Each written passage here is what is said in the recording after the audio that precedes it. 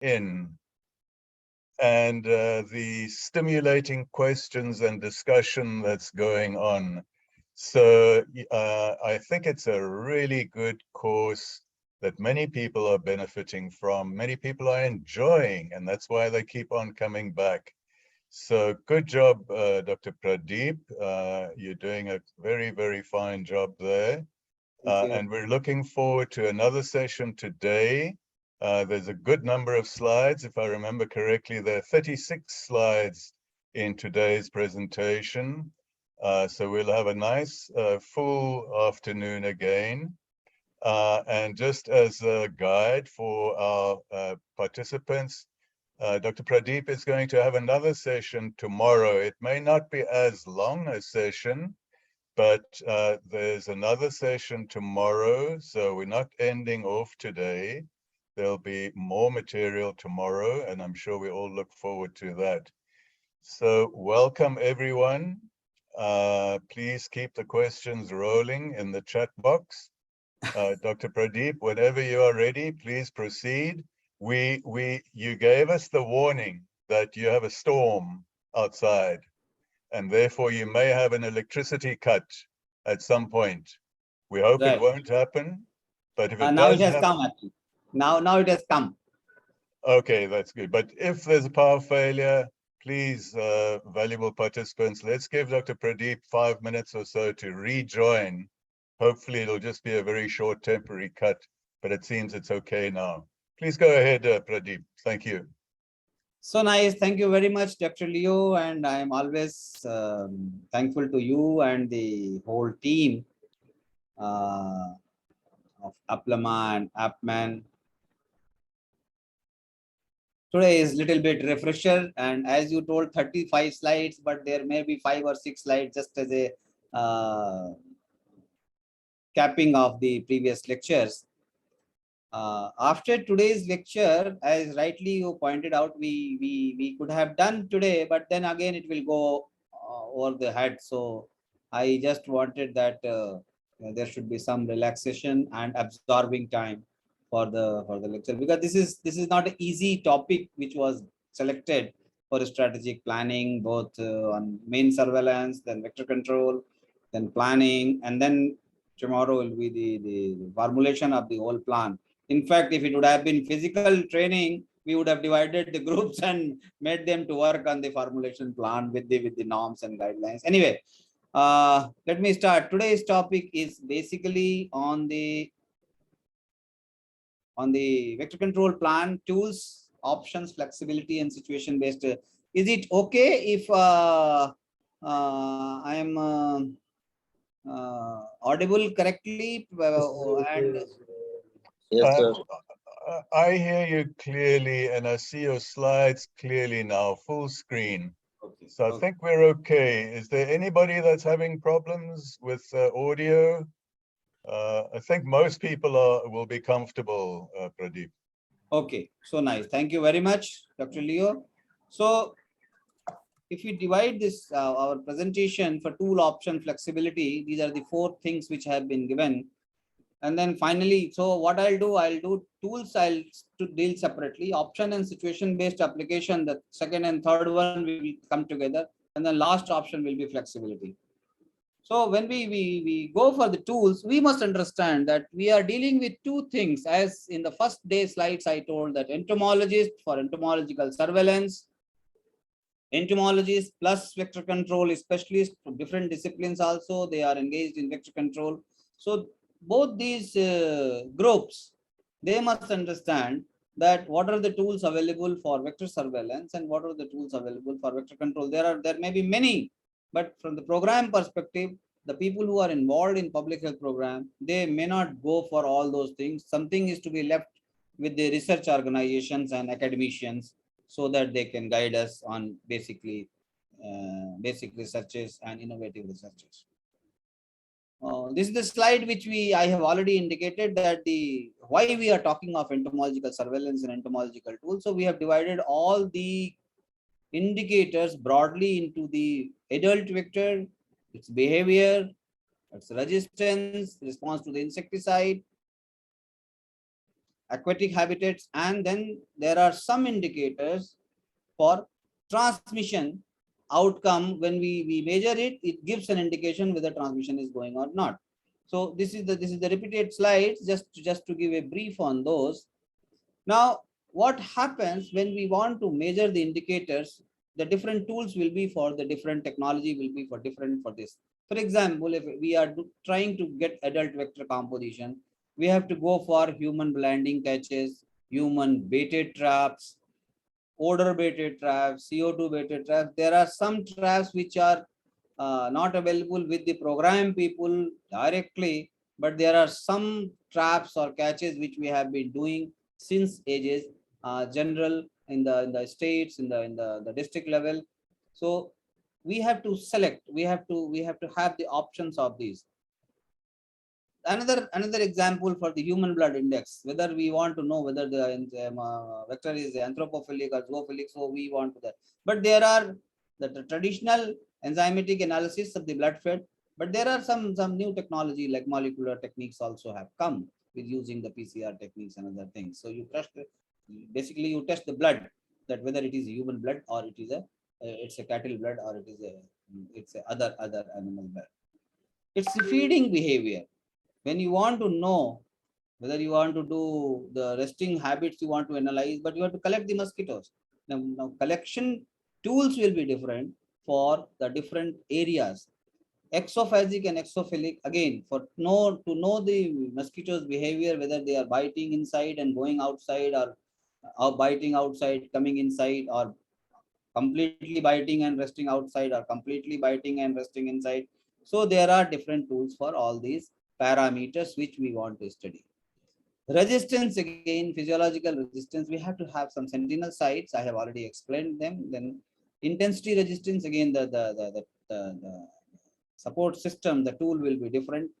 And the metabolic resistance or cuticular resistance, again, it will be a research mode, but it will be the different tools will be used for all those things.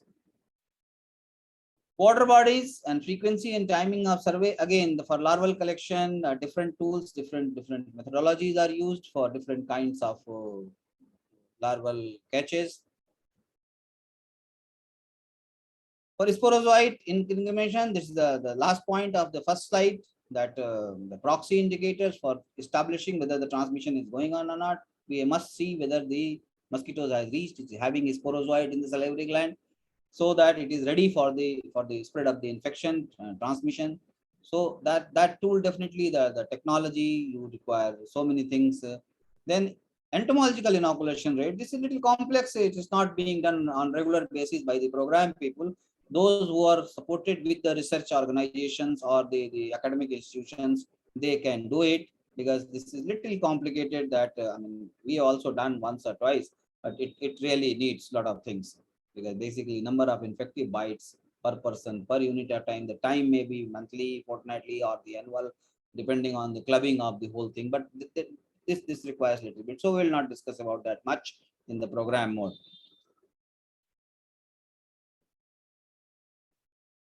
Then as and when we move in the field, we are depending on the frequency of samplings, frequency of timing, sampling site, sampling modules, how many samples. So many tools will be required to collect the samples and keep it, preserve it, and process it. So there may be standardization techniques. So there will be lot many things will be involved. Now we are only coming, please don't get frightened that I'm trying to make everybody afraid of that, how complex the entomological surveillance would be. It's not that. What we see, if we start on the entomological surveillance tools, before we reach to the tools, why we want those tools, if you analyze what are the indicators and what will be outcome and what is the explanation, how it is linked. So occurrence, the adult prevalence, mosquito prevalence, it's basically it will tell you that whether vector is present or not, and it requires correct identification of. So taxonomic tool will be very important here. Density, it will tell you a relative density. Density is always a relative phenomena. That's why on first day itself I told that if you use different tools at different point of time for the same parameter, your results will be faulty. Your results will not give the correct thing. Use same tool, similar persons, take the average, then only you can collect, because this is a relative density terms and it is number of adults collected in 1 hour. Usually we collect that like per man hour density or 10 man hour density. Then human blood index, this is basically percentage of human blood. How many samples you have tested, how many are positive, just take out the percentage, and this will tell about the females taking the blood, they are anthropophilic, I mean they are having the preference for the human blood, or they can just indiscriminate feed up to human and animals and other things. Biting time, again, that human biting rate is basically given time per person. What is the peak biting time in different, one graph I showed day before yesterday, or maybe yesterday only, that where the peak time goes like this. So we must know, and that will tell you to use the proper tools of the vector control. Resting locations, again we have to see the endophily index or the exophily index. So these are the things which will require when we use different tools and different kinds of calculation for different kinds of indicators and parameters. If you want to do the resistance testing, we have been accustomed to doing only the status, that is the simple second row. But we have never been doing frequency, that how many percentage of adult alive after exposures. So the mosquitoes, they have been killed with the discriminating dose. What is the frequency level? That we call it as a 100%, 50%, 30%. So we fix up the dose. Status, we are all used to of that. We are very well expert in that. That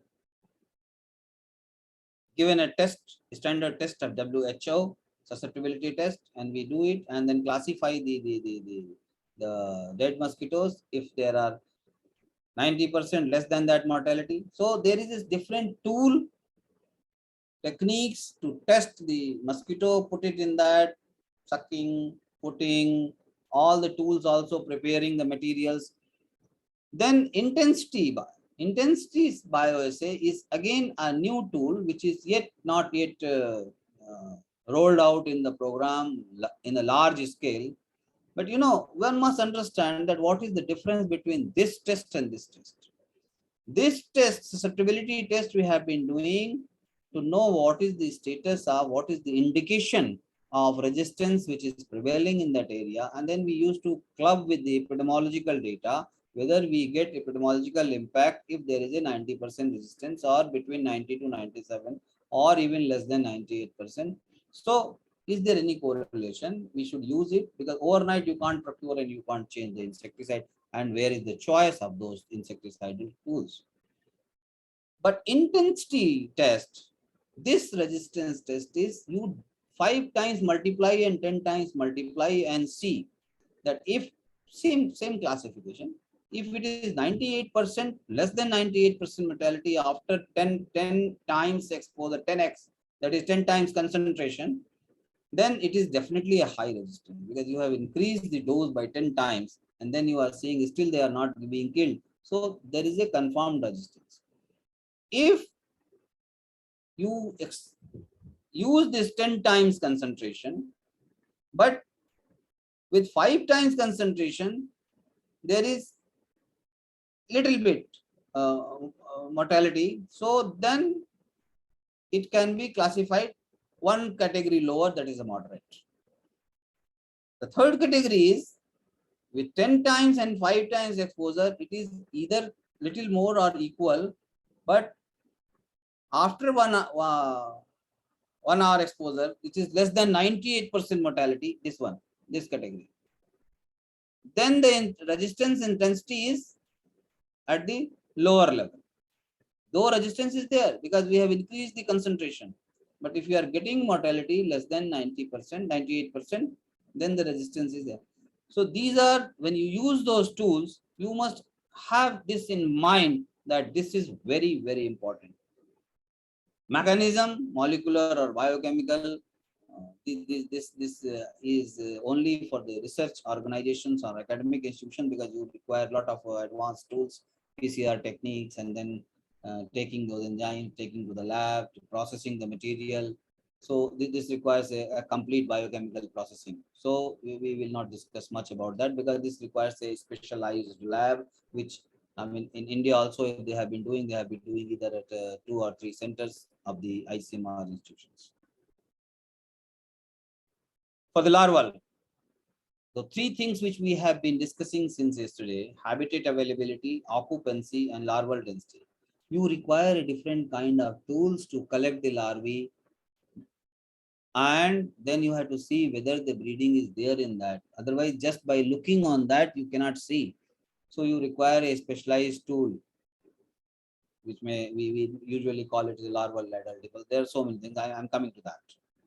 Then you have to have capacity, that is the larval identification key, to know whether this is a vectors. You require microscope to identify. So you have to have, the first is that whether that habitat is available, that is receptivity. When you have breeding is there, larvae or pupae you are finding, it is yes or no. And then what is the parameter, indicative parameter, that is basically the larval density, first to fourth instar, and pupae you take it. Or if you want to divide at first and second and the third and the late fourth are pupae, so that they are ready for emergence. That will give the indication to assess the vector control operations. If you are finding this, there are different interpretations on different findings. So basically, when you want to collect the mosquitoes, what are the tools? What is the system required?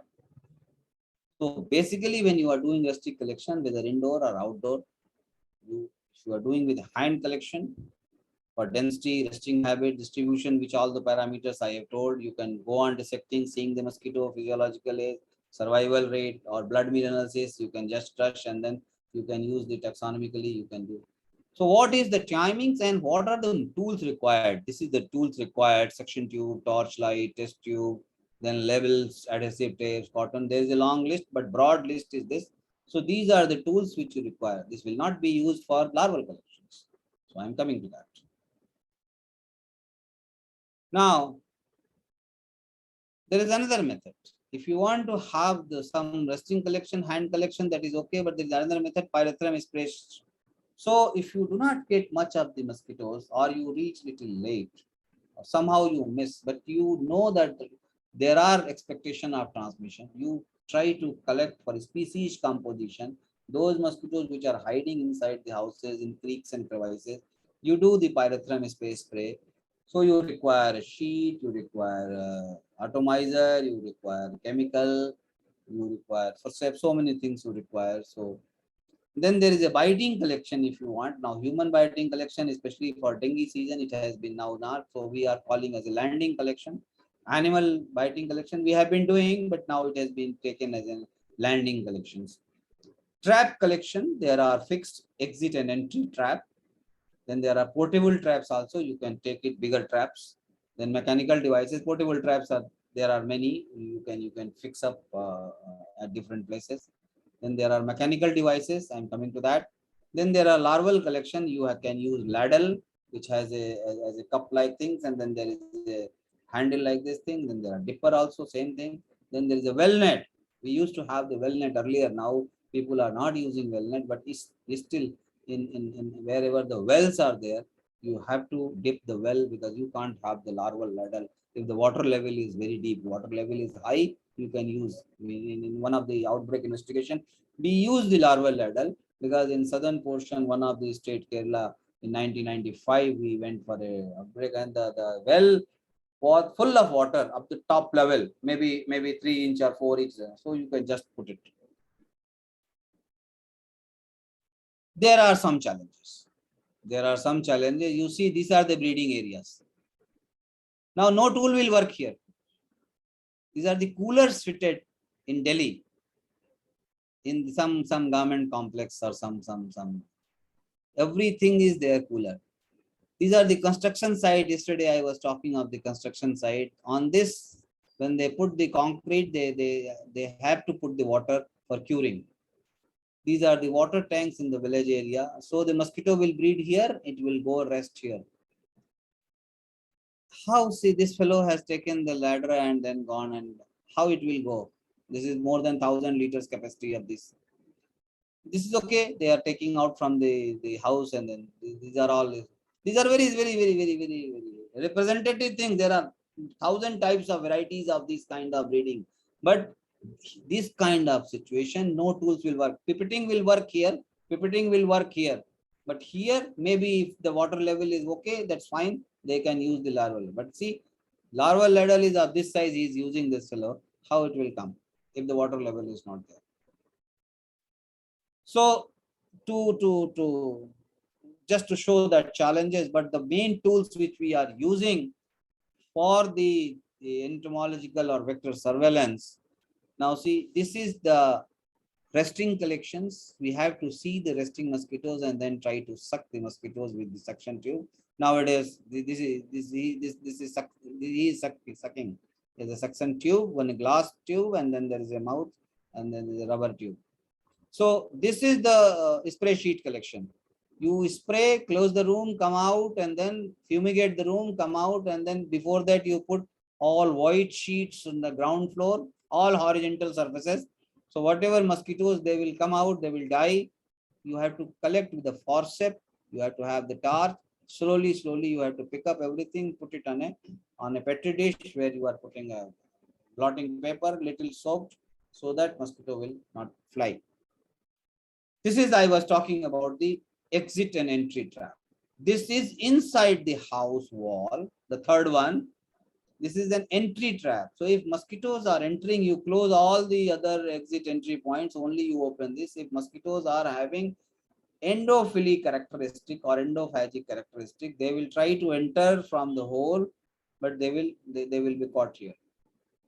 Similarly, if mosquitoes are coming from this door, entering for biting, they are feeding, and then trying to get out, you close this, they will be trapped in exit trap. So this is outside the wall in the window. So these are the tools which are taken for the behavioral pattern study. These are, as usual, everybody must have understood about CDC light trap. There are some innovations somewhere. So these are the light traps, which has a fan, which has a light. Mosquito will be attracted on the light. They will be brought in with the fan suction. They will come here and they will be caught here. Same philosophy. This is the biting collection for the cattle animal bait collection. These are the portable traps. You have a bigger mosquito net like things. Now they are fixing like huts and other things. They are creating a permanent. So this is the big mosquito net, and inside there is a cattle. So after this, they will go on collecting. You can go on collecting on hourly basis. You can go on collecting at the morning time. See, this fellow, they are inside. They are trying to collect these mosquito who have taken the blood, and then this is another moving. Like we used to have a sweep net collection. So this is a sort of moving for whenever there is a swarming time. You just go on collecting with a vehicle movement, and then there will be end of this. There will be a smaller hole and a smaller pocket. So all these mosquitoes which are coming in the swarming time, they will be trapped here. These are different kinds of tools which are used. After the entomological surveillance, we must understand what are the vector control tools available with us. Yesterday we have discussed about the vector control operations. LLIN and IRS is the core strategy. Then larval collection is the supportive strategy, because fixed, findable solutions are to be there, and a few. So few, fixed and findable. So because the whole broader area you can't use the larvicide. Now, if you see here, what are the tools available? You have to have the mosquito net. You have to have the pumps, spray pumps, and other things, insecticide, definitely all those things will come. But basically, this is the main tool of the spray pump with the protective garments and other things.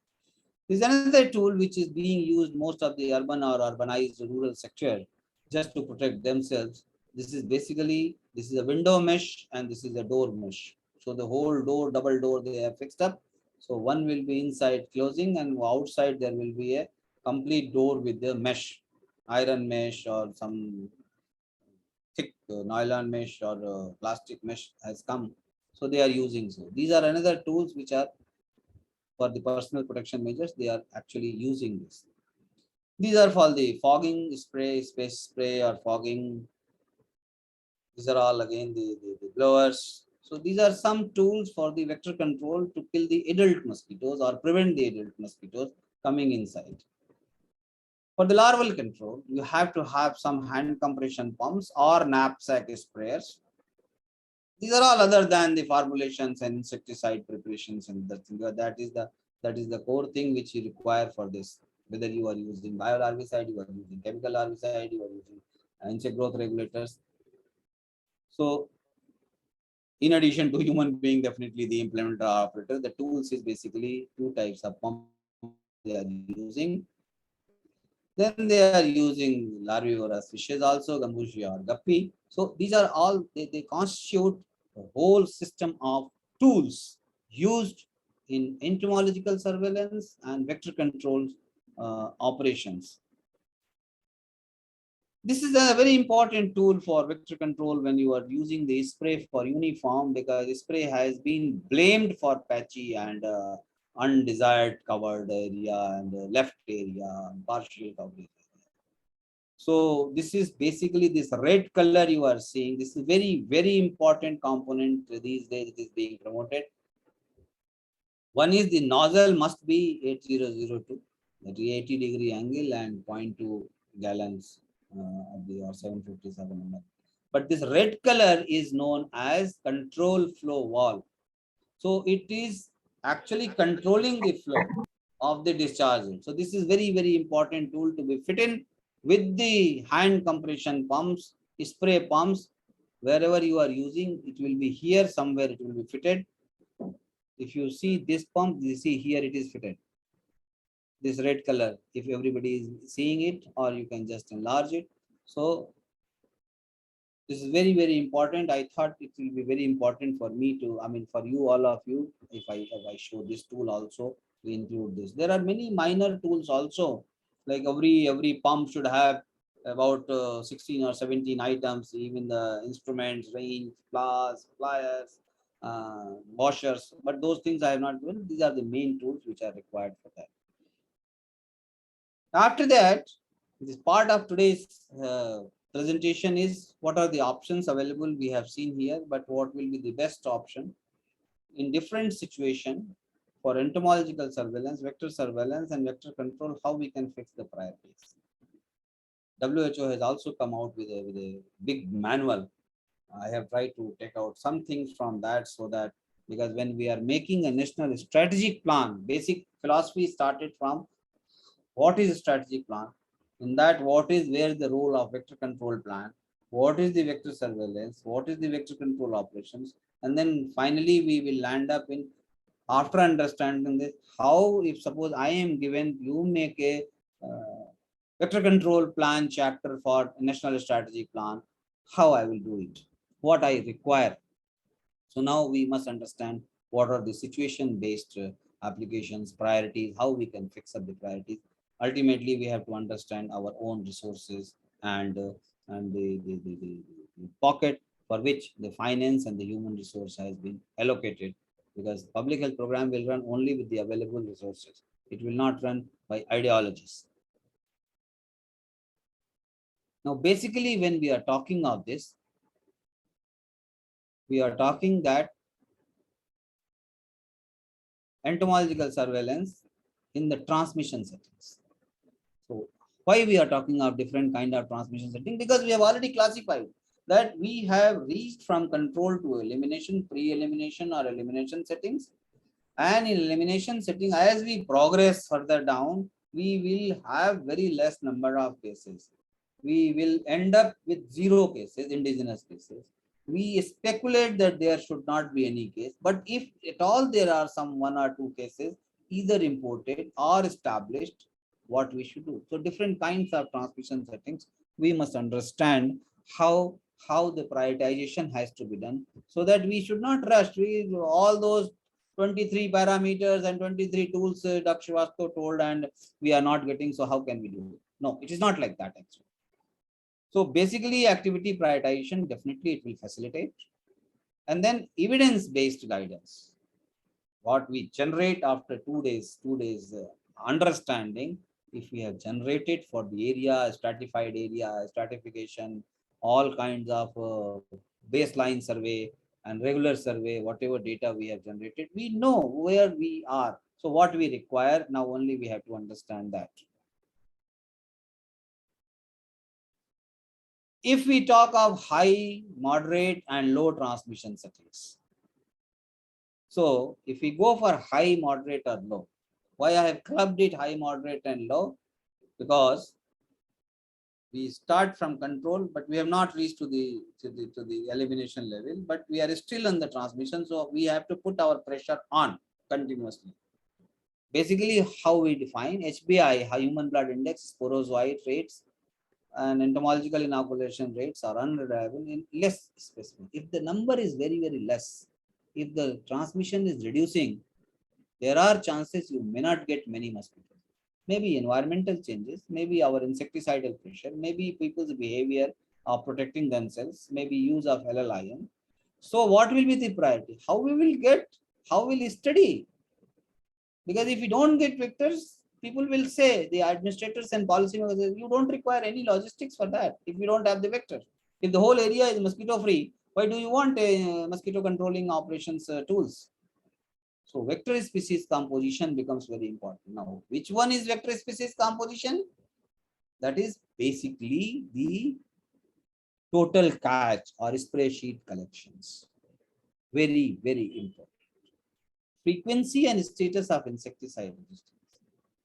If we do not conduct every year, we will miss the current status of insecticide resistance in those areas which have been identified to do, and that will be representative for that particular geographical unit. Relative receptivity.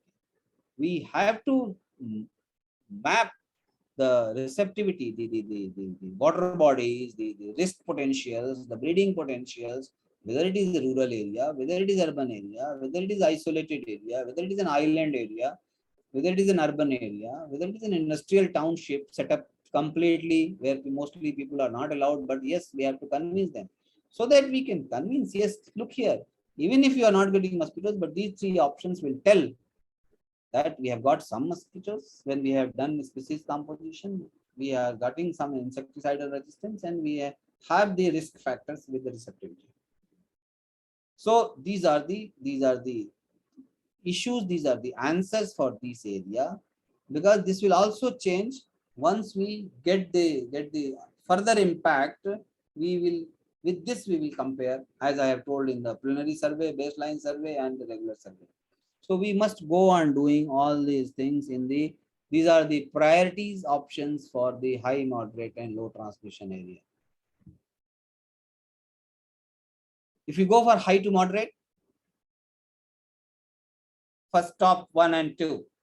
So high risk factor, high endemic area, then slightly moderate area, transmission is going on. Then what we have to do? We have to monitor the density, abundance.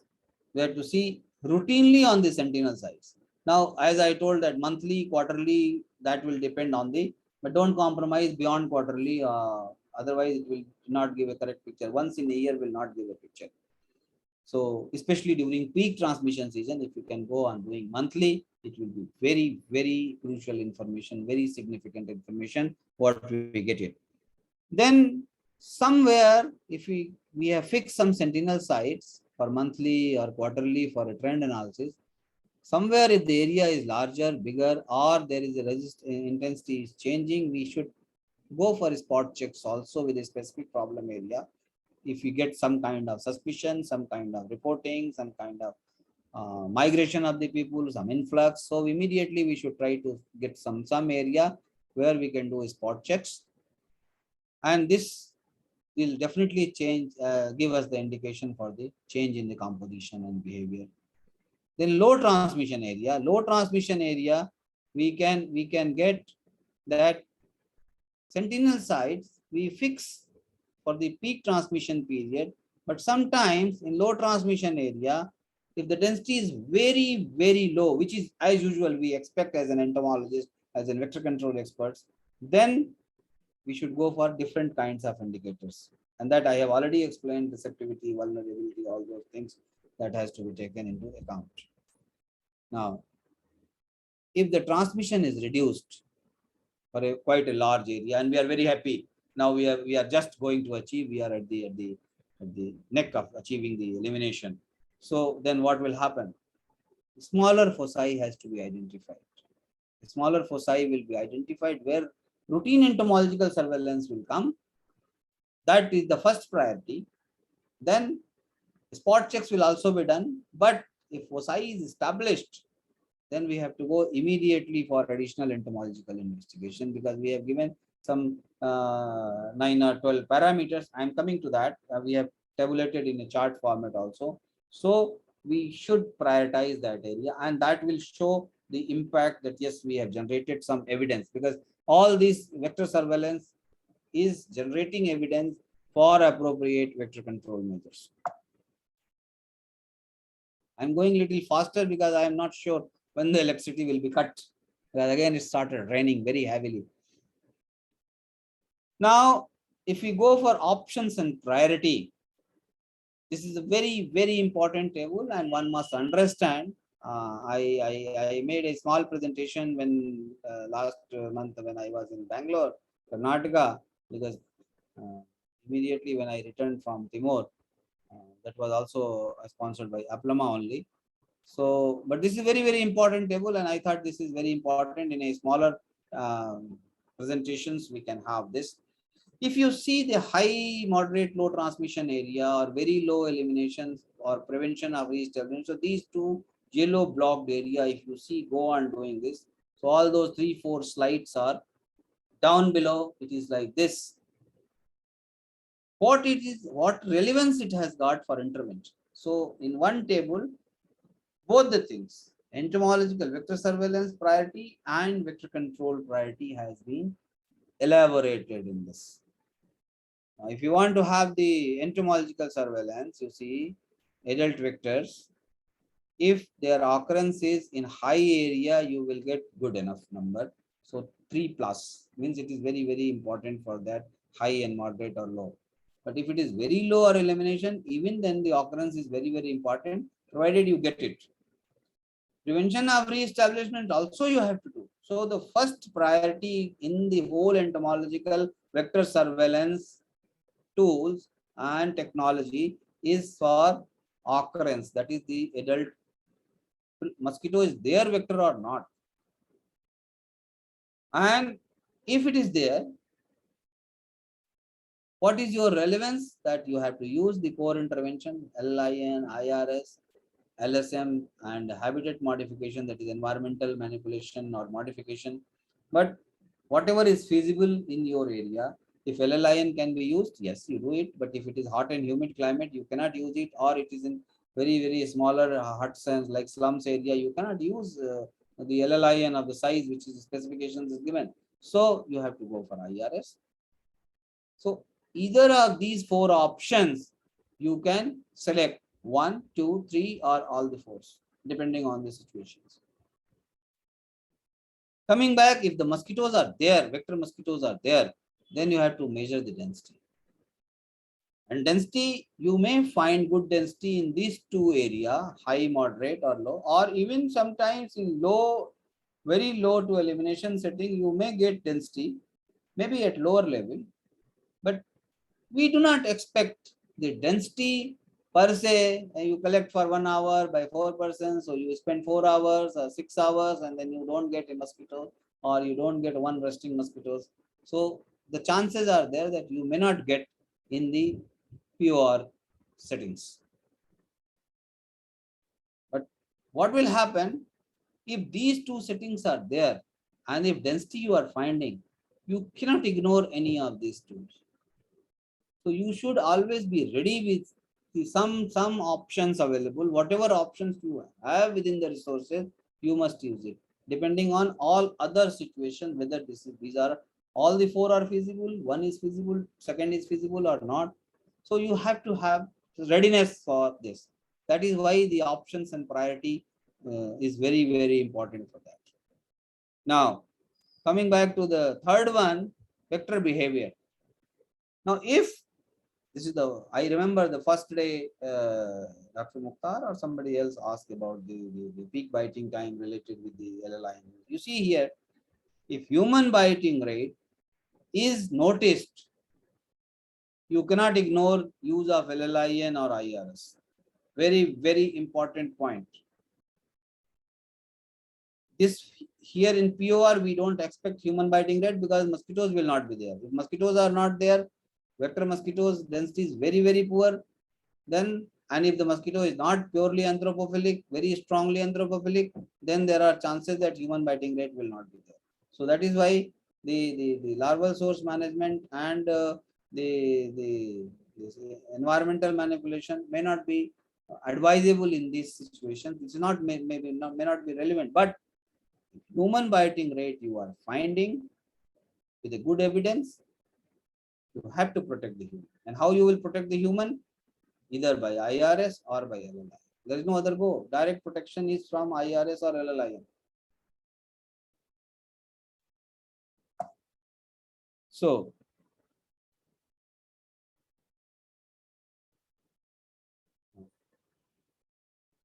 now, taking forward after this, if you see the another priority for these three categories, definitely we have got some kind of other parameters on the behavior of the mosquitoes. If you see the human blood index, you have seen the priority, but if you see the human blood index, that indicator is very strong in high moderate. That's what we expect. That if there is a high transmission going on, the malaria cases you are finding more in, so there will be chances of human blood index very high. In that scenario, again, you cannot ignore this. This is very, very relevant with these two, LLIN or IRS. But here you may not get it. You may not get it. So this will not be directly related with this human blood index, but human has to be protected. So these two parameters, LIRS vector control tools, has to be prioritized in that area. So our entire resource mobilization will be focused towards this. Biting time again. If biting time is good and fine, suitable matching with the LLIN, you use LLIN. If biting time is not suiting with LLIN, don't use LLIN, use the IRS. But if in elimination and non-elimination or POR setting, you may forego IRS, you may go for focal IRS. There was no column for focal IRS, so I have not taken, but you can go for focal IRS as and when you find. These rest of these two may not be that relevant as in earlier slides I have shown. Resting locations. If you are finding adult resting very high numbers, either in the high, moderate or low settings or the elimination settings, you have to, the resting location means they are resting on the walls. You have been able to collect it. So immediately you should go, maximum priority should go for IRS. Very, very important. You can use LLIN. This table indicates that IRS is very strong in controlling the resting mosquito if you are finding resting density very high. Coming back to, am I clear on up to this level, Dr. Leo? You're doing fine. Thank you very much for explaining so clearly, Dr. Pradeep. Thank you. Please continue. Okay. Then the resistance phenomena, what we monitor on the another tools of the vector surveillance, very, very important, very crucial component. And all the documents are WHO, all the national documents, whatever I have seen, they have been emphasizing, whether entomologists are there or not, vector control specialists are there or not, but people from top to bottom, everybody is of the opinion that insecticide resistance monitoring is a very important chapter, because the tools which we have insecticide are limited. And if they are not effective, what is the use of putting resources in that? So insecticide resistance monitoring, either frequency or status, if we are seeing it, if it is very, very strong indication of resistance, then we can attach lesser priority. We are not giving 3+ here, 3+ here, 3+ here. We can give lesser priority for IRS or LIM, because if the resistance is precipitating faster, we should try to avoid, we should try to change our strategy. And that strategy is basically called as insecticide resistance management. That management strategy actually advocates for different kind of insecticides, rotation of insecticides, mosaic, changing yearly basis. But there it has got its own inbuilt inherent problems. How to change, what are the shelf life of insecticide? If the insecticide are manufactured for 2 years, how can you go on changing at 1 year? The procurement time, the lead time taken for the indenting procurement process. So this has got some problems. Okay, smaller area where some donations are coming only for that limited area, limited quantity, limited population. Yes, we get 5 metric ton, we have used 5 metric ton next year. Yes, please replace that. So that is very important. In a larger area, if you are purchasing in a bulk, it becomes a real problem how to go on doing the insecticide resistance management. So the only option which we have on priority that we can phase out, we can reduce reliance of insecticide. So that's why we have given only plus number.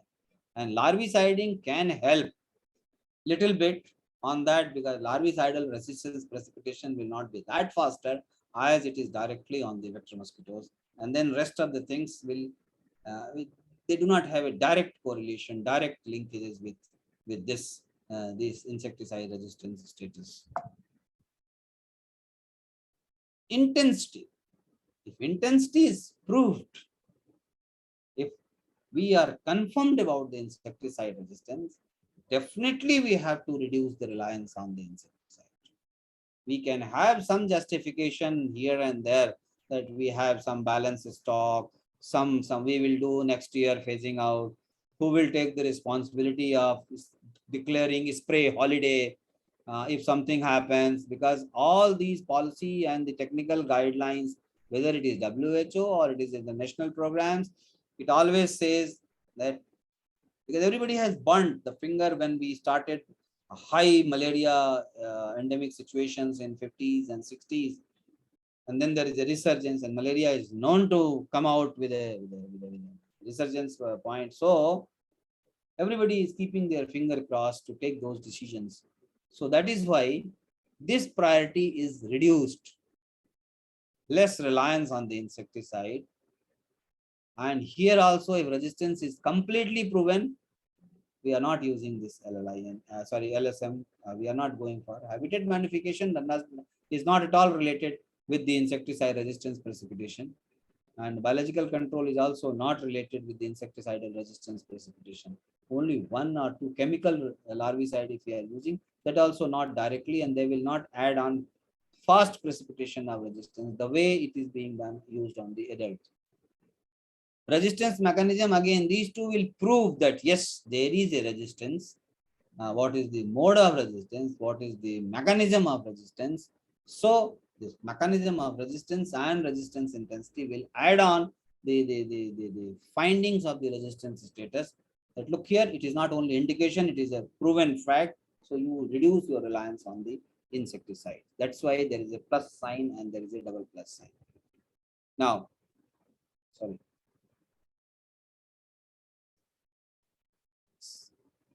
So for larval parameters, the options are, if we find the habitats are available, that is the receptivity is increased, we cannot ignore the larval control. We cannot ignore the larval source management. Larval source management does not mean only use of temifos or biolarvicide in the water bodies. There are many methods in environmental engineering and manipulation. Manipulation is a recurrent thing. Modification is a long-term process. So many departments are involved in this. So if the habitats are available, you have to go more on this.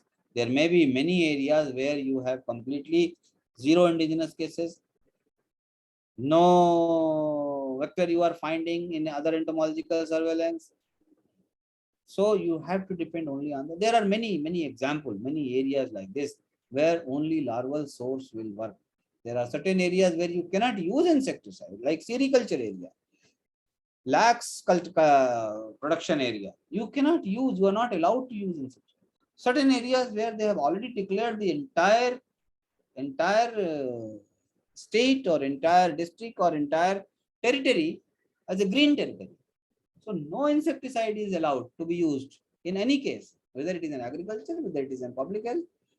No, nothing will be allowed. So there is an environmental manipulation. So you in such a situation, but breeding places will there be, water bodies will be there. So the risk will be there. So here that is why we have to use this kind of scenario. Habitat occupancy. Habitat occupancy means you are finding larvae in those water body habitat.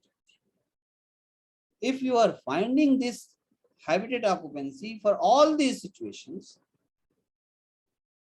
but you are not finding, though there are chances. So besides this, whatever you have, I have been telling earlier, you have to have these things.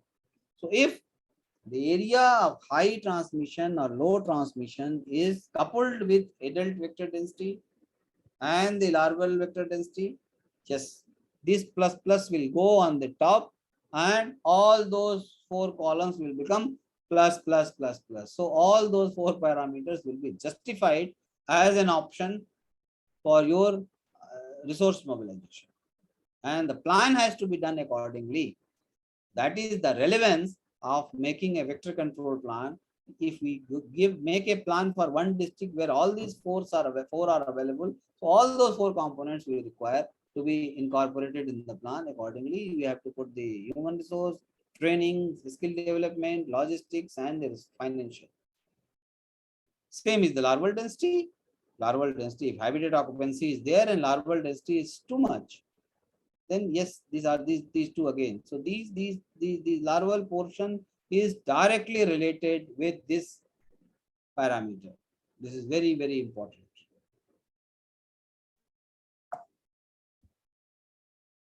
Now, the last group of entomological parameter was the indication for the outcomes. What we have done, this is the proxy indicators. If we have got the tools, we have studied, even if mosquitoes are not there, less mosquito, but if you find that the mosquitoes are positive at the infective stage or infective state, so definitely there is a risk, and that risk are to be mitigated. How? So if you find sporozoite rate, either by your conventional dissection technique or by pool technique, by PCR using xenomonitoring or whatever techniques you are using, is go and find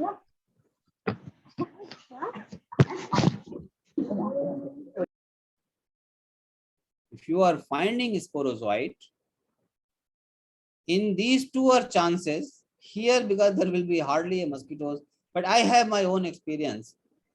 The initial career of mine in 81 to 83, we did a study on malaria in hutment dwellers. That paper is also published.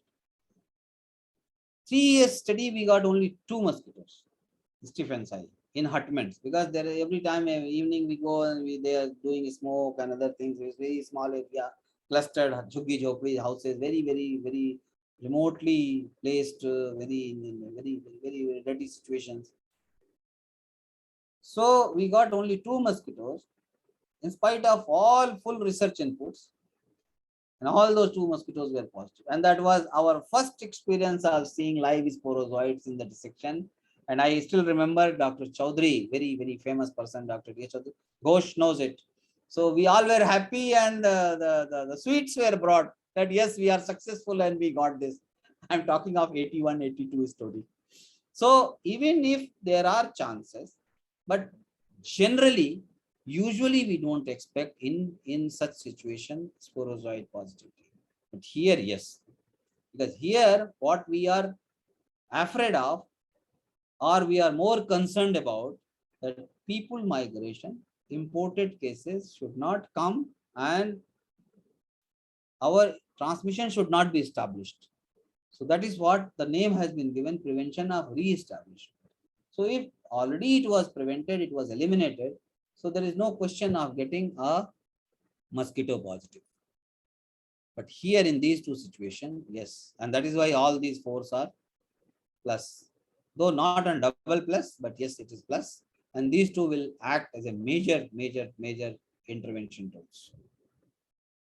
Entomological inoculation rate, though, since it is not being done in the program on a usual mode, but this definitely indicates on the transmission dynamics.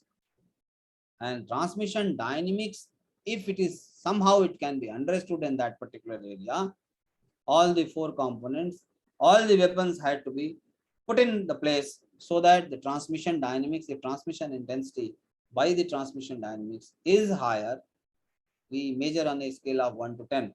So if we measure it above 3, above 2, definitely all the four components have to be put in the place.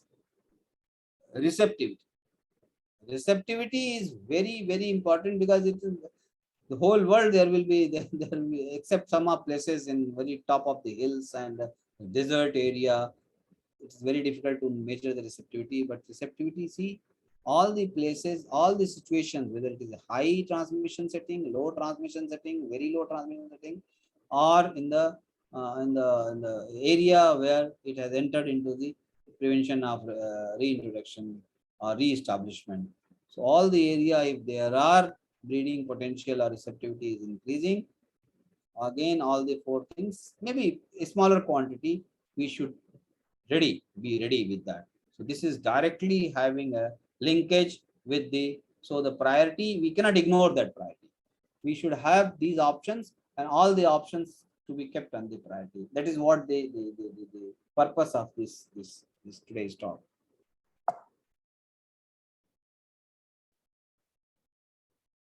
May we go further? Pradeep, I think maybe, you're entering a new section here. We've been going for an hour. Why Okay. don't we allow for a 5-minute bathroom break, body break? Okay. 5-minute break, if you don't mind. Okay. All right. Thank you, everyone. 5-minute leg stretch. See you back in 5 minutes. Thank you.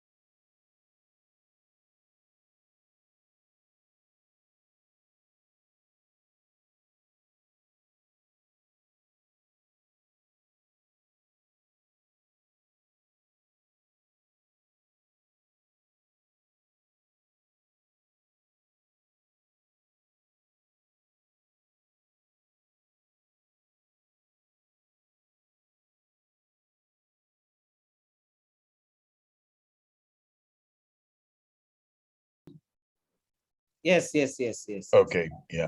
I'm just coming.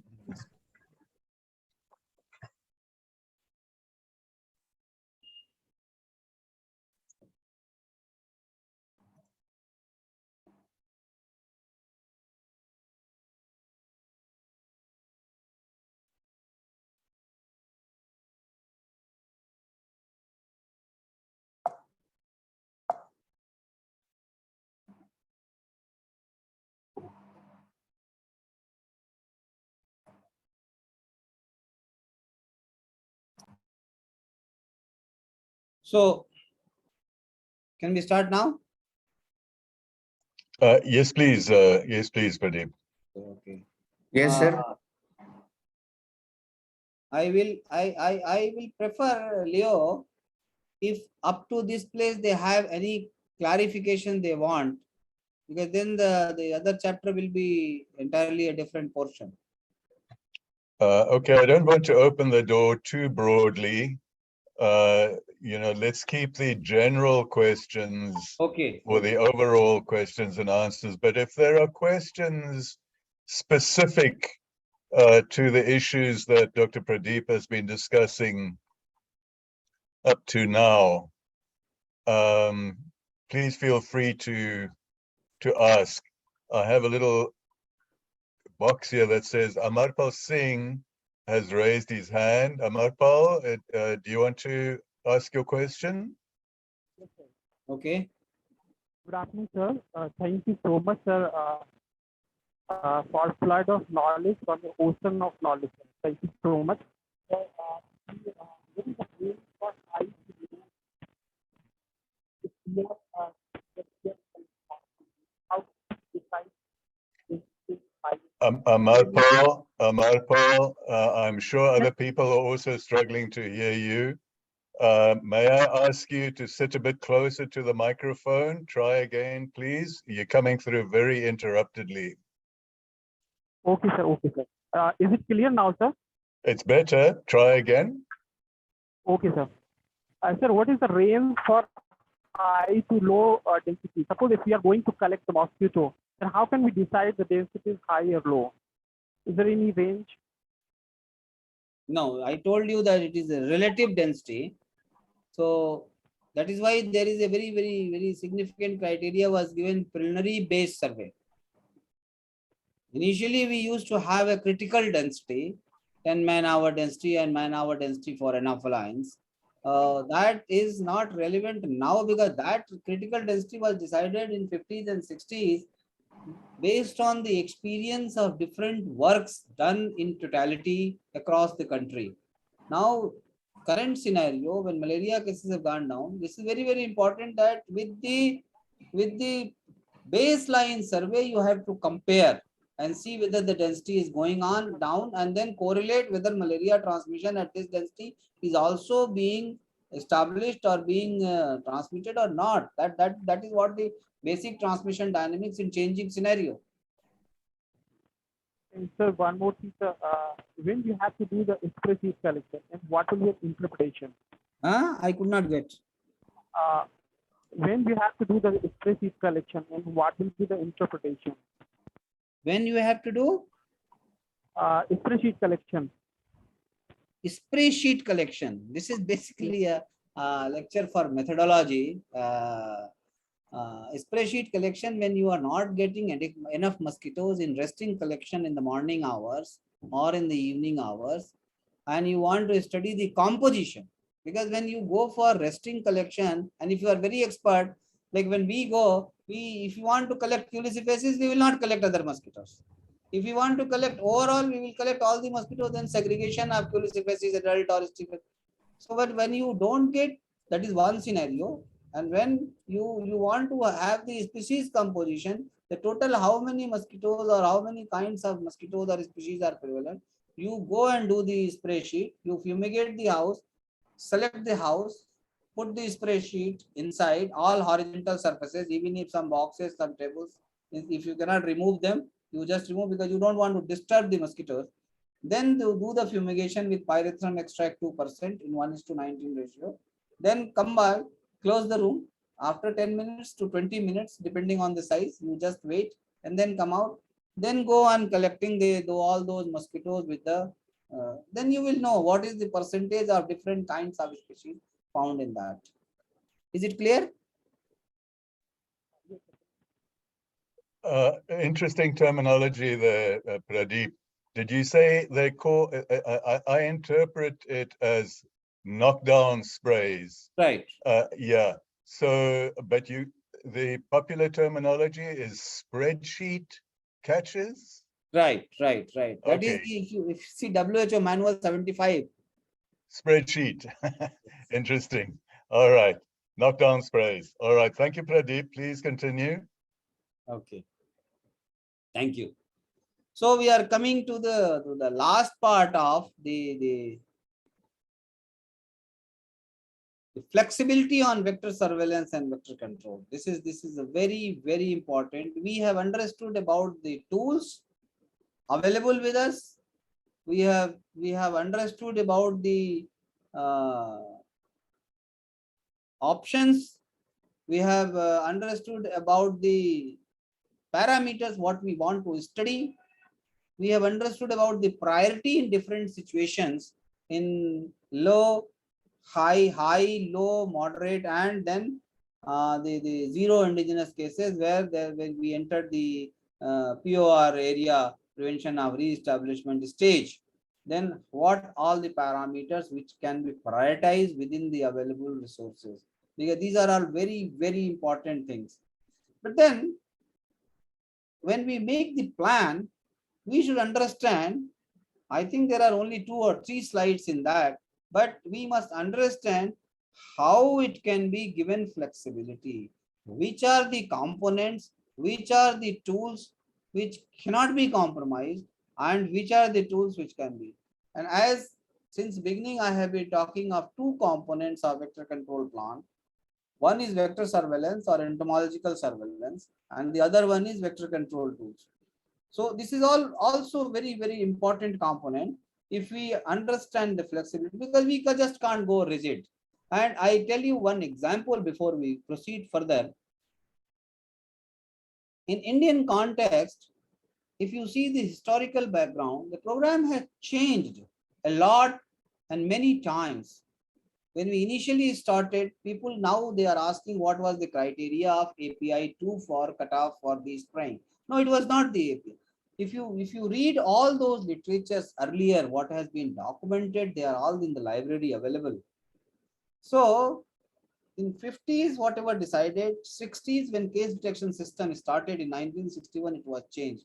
API 2 was given, but then the whole area was divided into 4 categories, A, B, C, D, E, where the transmission is governed by 1 vector, 2 vector, or 3 vectors. And then seasonality. That time also receptivity, different terminology was given. It was not given receptivity and vulnerability. But when you correlate with that, that is basically a receptivity.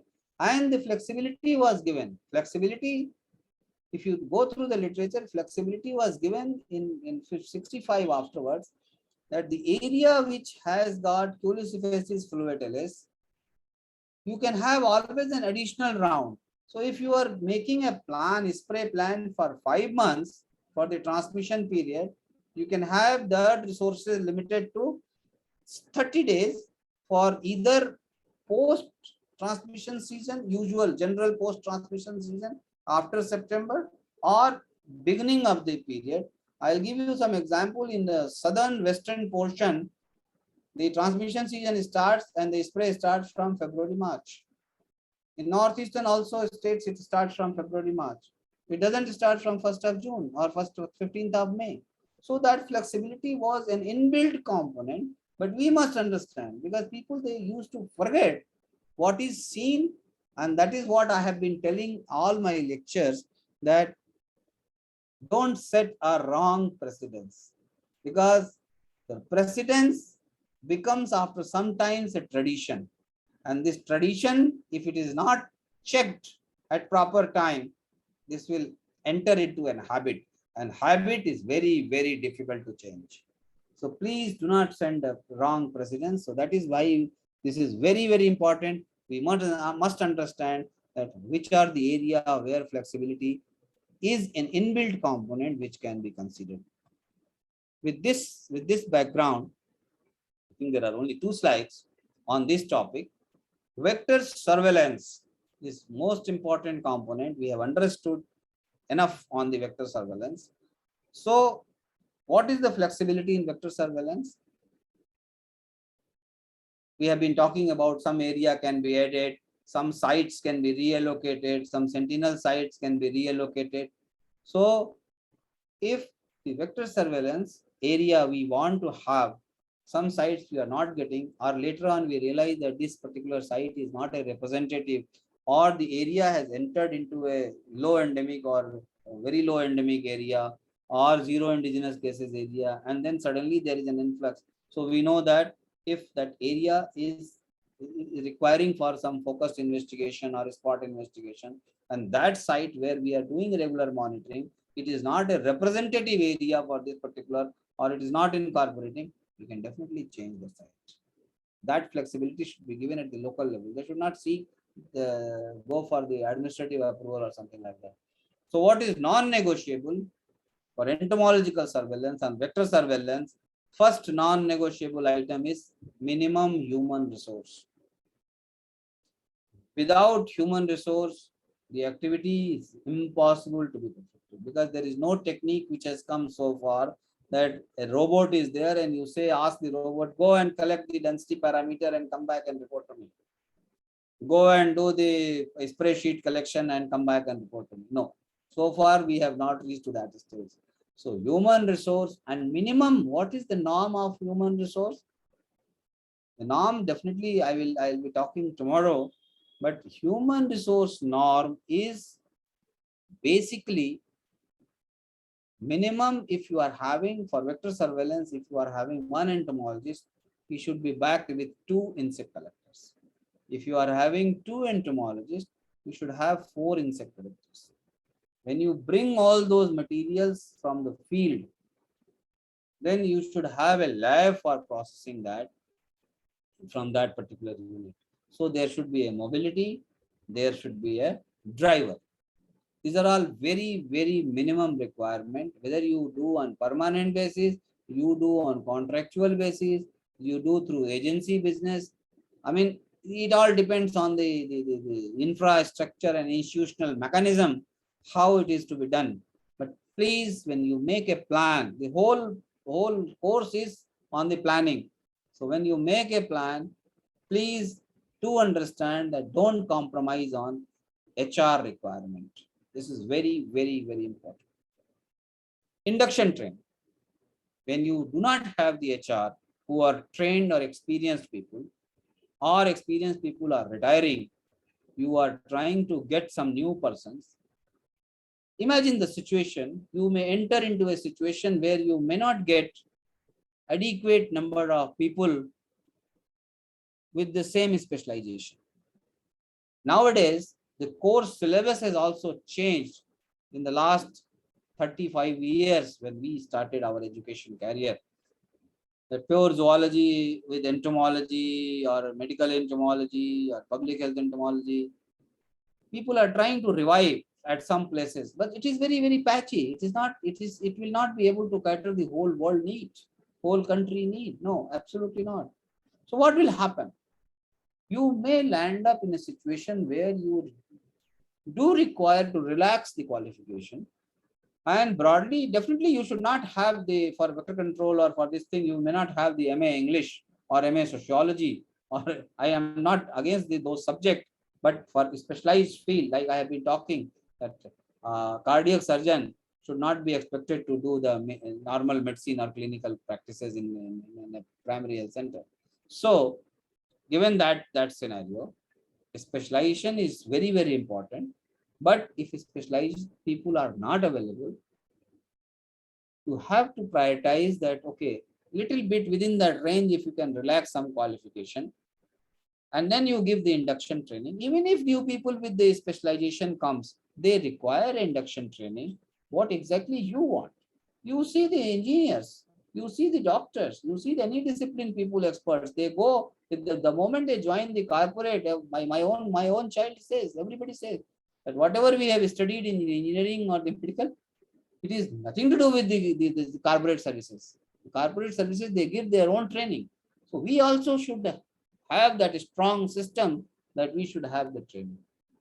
Induction training on all those topics. What are the parameters? What is its significance?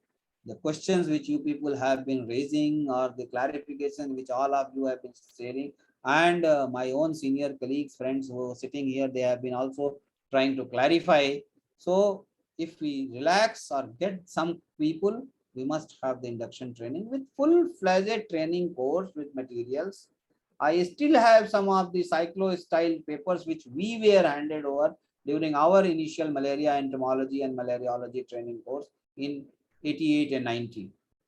So that is very, very important that induction training should be a non-negotiable item immediately after the persons are inducted in the program. Third one is vector prevalence and its testing and feeding behavior. So the baseline survey, the first two parameters, that which is the vector available. Please do not compromise if somebody comes and say that, sir, I could not get the vectors. We have been told like that. If you are not getting vector, you have not stuck to the timing, or you have not tried to follow the vector behavior. Some of the time you may not get in the morning. What is usual time given 6 to 10? Yes, you may not get. So you have to study. You have to study the whole night. You have to go deep in the jungle, in the forest. That's what I am telling. Entomology, especially on malaria entomology or vector-borne disease entomology, cannot be perfected sitting in the lab. No, absolutely not. So the vector prevalence is one very, very important component, which in fact it is an umbrella vector prevalence. It incorporates other parameters also. And the vectors, if you find, where does it rest? Because it is directly related with your vector control operations. And then its feeding behavior. Again, this is also directly related. If it doesn't feed, if it is a zoophilic, if it is an exophilic, if it is an exophagic, it is directly related with your vector control operations. Because yesterday also somebody asked a question that if people are doing in forest and forest range area, or I gave the another example of zoom cultivation, or I gave the example of hot and humid area where people cannot use such kind of vector control. But we must understand that first criteria is vector presence, and the second criteria is its behavior, normal behavior. I give another example on that. If somebody wants to steal or break open your house, rob your house, he will do the raking. First, he will try to observe what time the members of the house they go out, what time, how much time they remain outside, when they come back, when time they sleep. These are all the things which he learns, and then only in the time when he finds suitable, he breaks open. Similarly, we must study the behavior of the mosquito. Once we study what is the weakest link, we should try to break that. This is very, very important. The third one is breeding source mapping. We cannot leave this not only because of receptivity, because of urban area, we are mainly dependent on the larval operations. Urban area, nobody will allow you whatever best insecticide spraying you have for IRS. If I have made my house with the marble or granite and they spend more than ₹1,00,000 for the paintings, do you expect me that I'll allow you to come and inside the spray house and make the whole wall dirty? Absolutely not. So this is not feasible. So the breeding mapping has to be done. And there have been 7 or 8 very nice examples. There was one study in Goa when Dr. Ashwani Kumar, who is director of ECRC, made it. There was a Dr. Carr and Dr. Alex in Chennai, 2 cities, municipal corporations, municipality of Dindigul and Tuticorin, they mapped it. Tamil Nadu, there is a lot of examples. Chennai Corporation, Bangalore Corporation, your Mumbai Corporation, Navi Mumbai Corporation. So they all have been mapped, and if you go there, they will show you the map street-wise. Pondicherry, street-wise the mapping is there. So the mapping is very, very important to plan the resource which you are likely expecting to use it for one particular year. Then there are norms, and then you calculate it. You can institute environmental engineering, personal motivation, corporation involvement, NGOs involvement, other multi-sectoral involvement, those who are creator of those. Then something which health department can do, they can also plan within their own resource allocations. Another important point which cannot be negotiated, entomologists who are actually going for vector surveillance. Entomologists per se means those who are all involved with the trained skills. They are going. They should not be. They should be allowed to minimum 10 days to go in the field. This should be on the top priority. When we joined, we got a circular that minimum 10 night owls you have to do, and there is a system. There is a sequence of events what you have to do in 10 days. Because one day going morning and coming in the evening, absolutely it is not going to work for entomology. You will not get all those things which last 3 days I have been talking. You will not get that data. And if the data is not there, you are failing to generate the evidence. If you are failing to generate the evidence, all those things you will not be able to show when you reach the elimination level to compare. And if you are not able to show the evidence, you will lack the prerequisite of the certification documentation to be submitted to WHO different level committee. This is better late than never. So IRM once in a year is minimum. I have given minimum. This is the non-negotiable, that minimum once in a year insecticide resistance monitoring must be done in the representative selected site, sentinel site, which is a representative for that particular geographic zone, which covers and different vector mosquitoes to be tested differently. So these are the non-negotiable items under the vector surveillance component. There are many, but I am just listing few only so that we can feasible, doable, not going beyond our reach.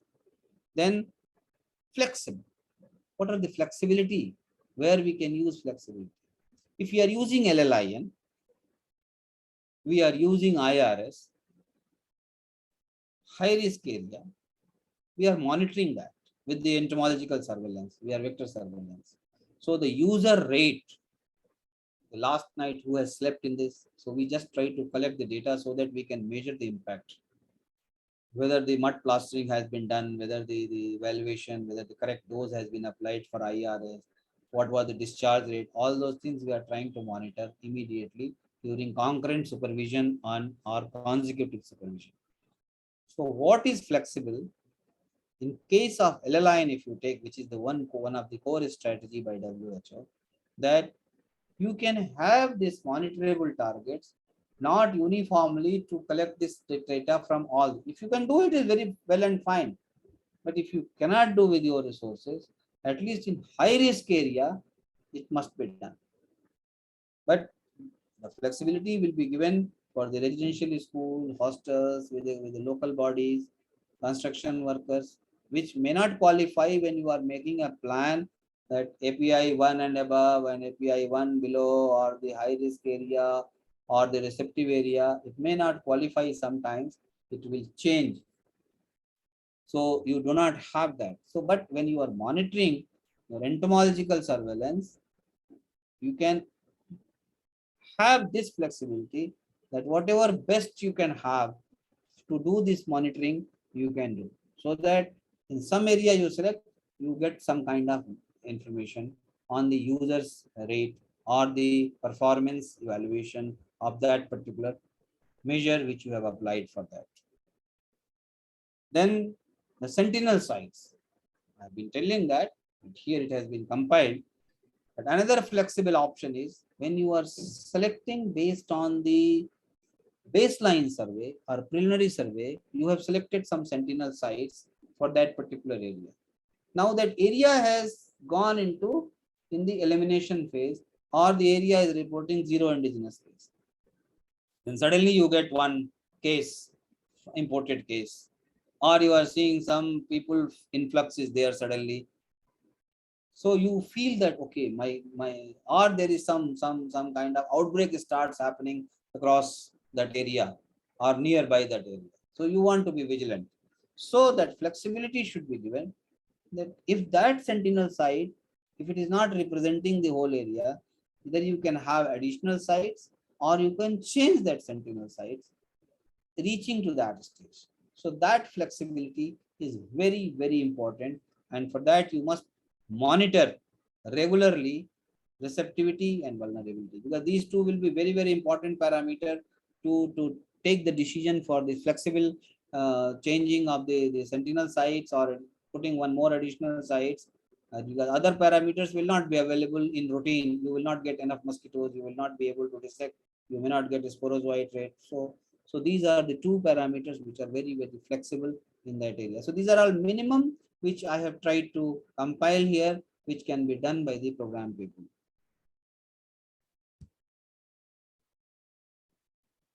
Now, vector control. Vector control, what is the flexibility and what are the tools which we have understood about the vector control? There are so many issues, so many challenges, so many tools available, so many techniques available.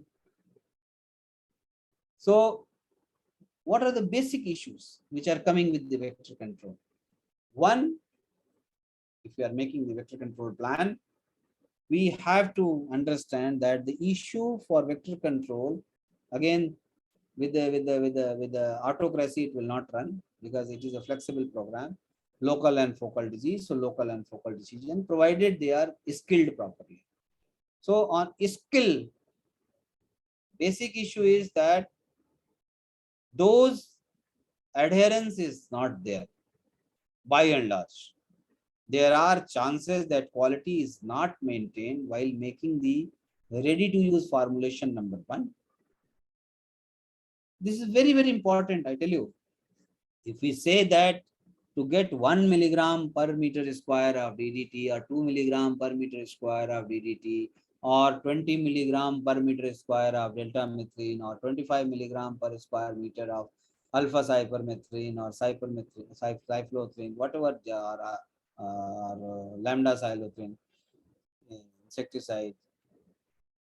How much? See, in the program people, you have to give a ready to use formulation formula. So that you take this much quantity, put it in this much water, stir it, and you should cover this much area. So for that, if there is some defect here or here, you will not get the desired result. Or your spray discharge rate is not proper, your movement is not proper, there is a patchy spray, or your settlement is more and you are spraying only water. So the first important point, which is non-negotiable, which can be non-negotiable, that ready to use formulation must be understood by all the spray workers if they are doing IRS. It's very, very important. That I remember that in 1961, the manual which came out of the Indian Professor Dr. A.P. Ray, who was the director, who was responsible for bringing down malaria cases in 1965 to the 0 deaths level. 234. This formula was given by him, and that is still written in that red book. That is known as the red book. Very small, thin book, red book on malaria control in 61. 234 means 2 pounds. The time DDT was there, 2 pounds of DDT in 3 gallons of water, 4 houses. So this was so simply made 234, and everybody remembered. And what was given? That they gave 2 pounds one aluminium mug sort of things, and then 15 liters of bucket. So 3 gallons of water and 4 houses you spread. Similarly, on that basis, if you convert that into now metric formula, metric indices, so that pound and gallon has to be converted into kg and liters, and then it becomes similarly. So you spray 1500 or 2000 square meter. Nowadays, little bit changes are coming with the WHO when the control flow valve is coming. But the whole issue, the crux is that, basic issue is that ready to use formulation is very, very important point. The other things are secondary, discharge rate, pump maintenance. But first is that what you want to spray, you must prepare properly. The second important issue which is coming is that correct dose. Correct dose means that particular amount of liquid which you have made suspension, if you spray in a given area, 4 houses you say, or 1500 square feet say, or 2000 square feet, whatever you say, then it will cover. And if that particular amount you calculate what is the total active ingredient of insecticide in that, it will have that impact if your spray is proper. So everywhere it will go. And there were processed how to scrap the wall scrapping and then do the analysis with the spectrophotometer. So the correct dose is applied. That is another very important issue which was coming. Then why we are insisting on the correct dose? Because we all know that if the dose is less suboptimal, the precipitation of resistance will be very fast. The basic genetic mechanism of the resistance precipitation, that in heterozygous population, the dominant gene will survive, the recessive gene will die, the heterozygotes will become. So this will slowly percolate. So one generation, second generation, third generation, fourth generation, the precipitation will be little faster with the suboptimal. And if it is on a higher side, if you just put injudiciously or higher dose, what will happen? This will be hazard, environmental hazard, because they are all toxic things. So this is very important, that correct dose is, because see, the one product is developed, it takes 10 to 15 years to come out from the lab till the field.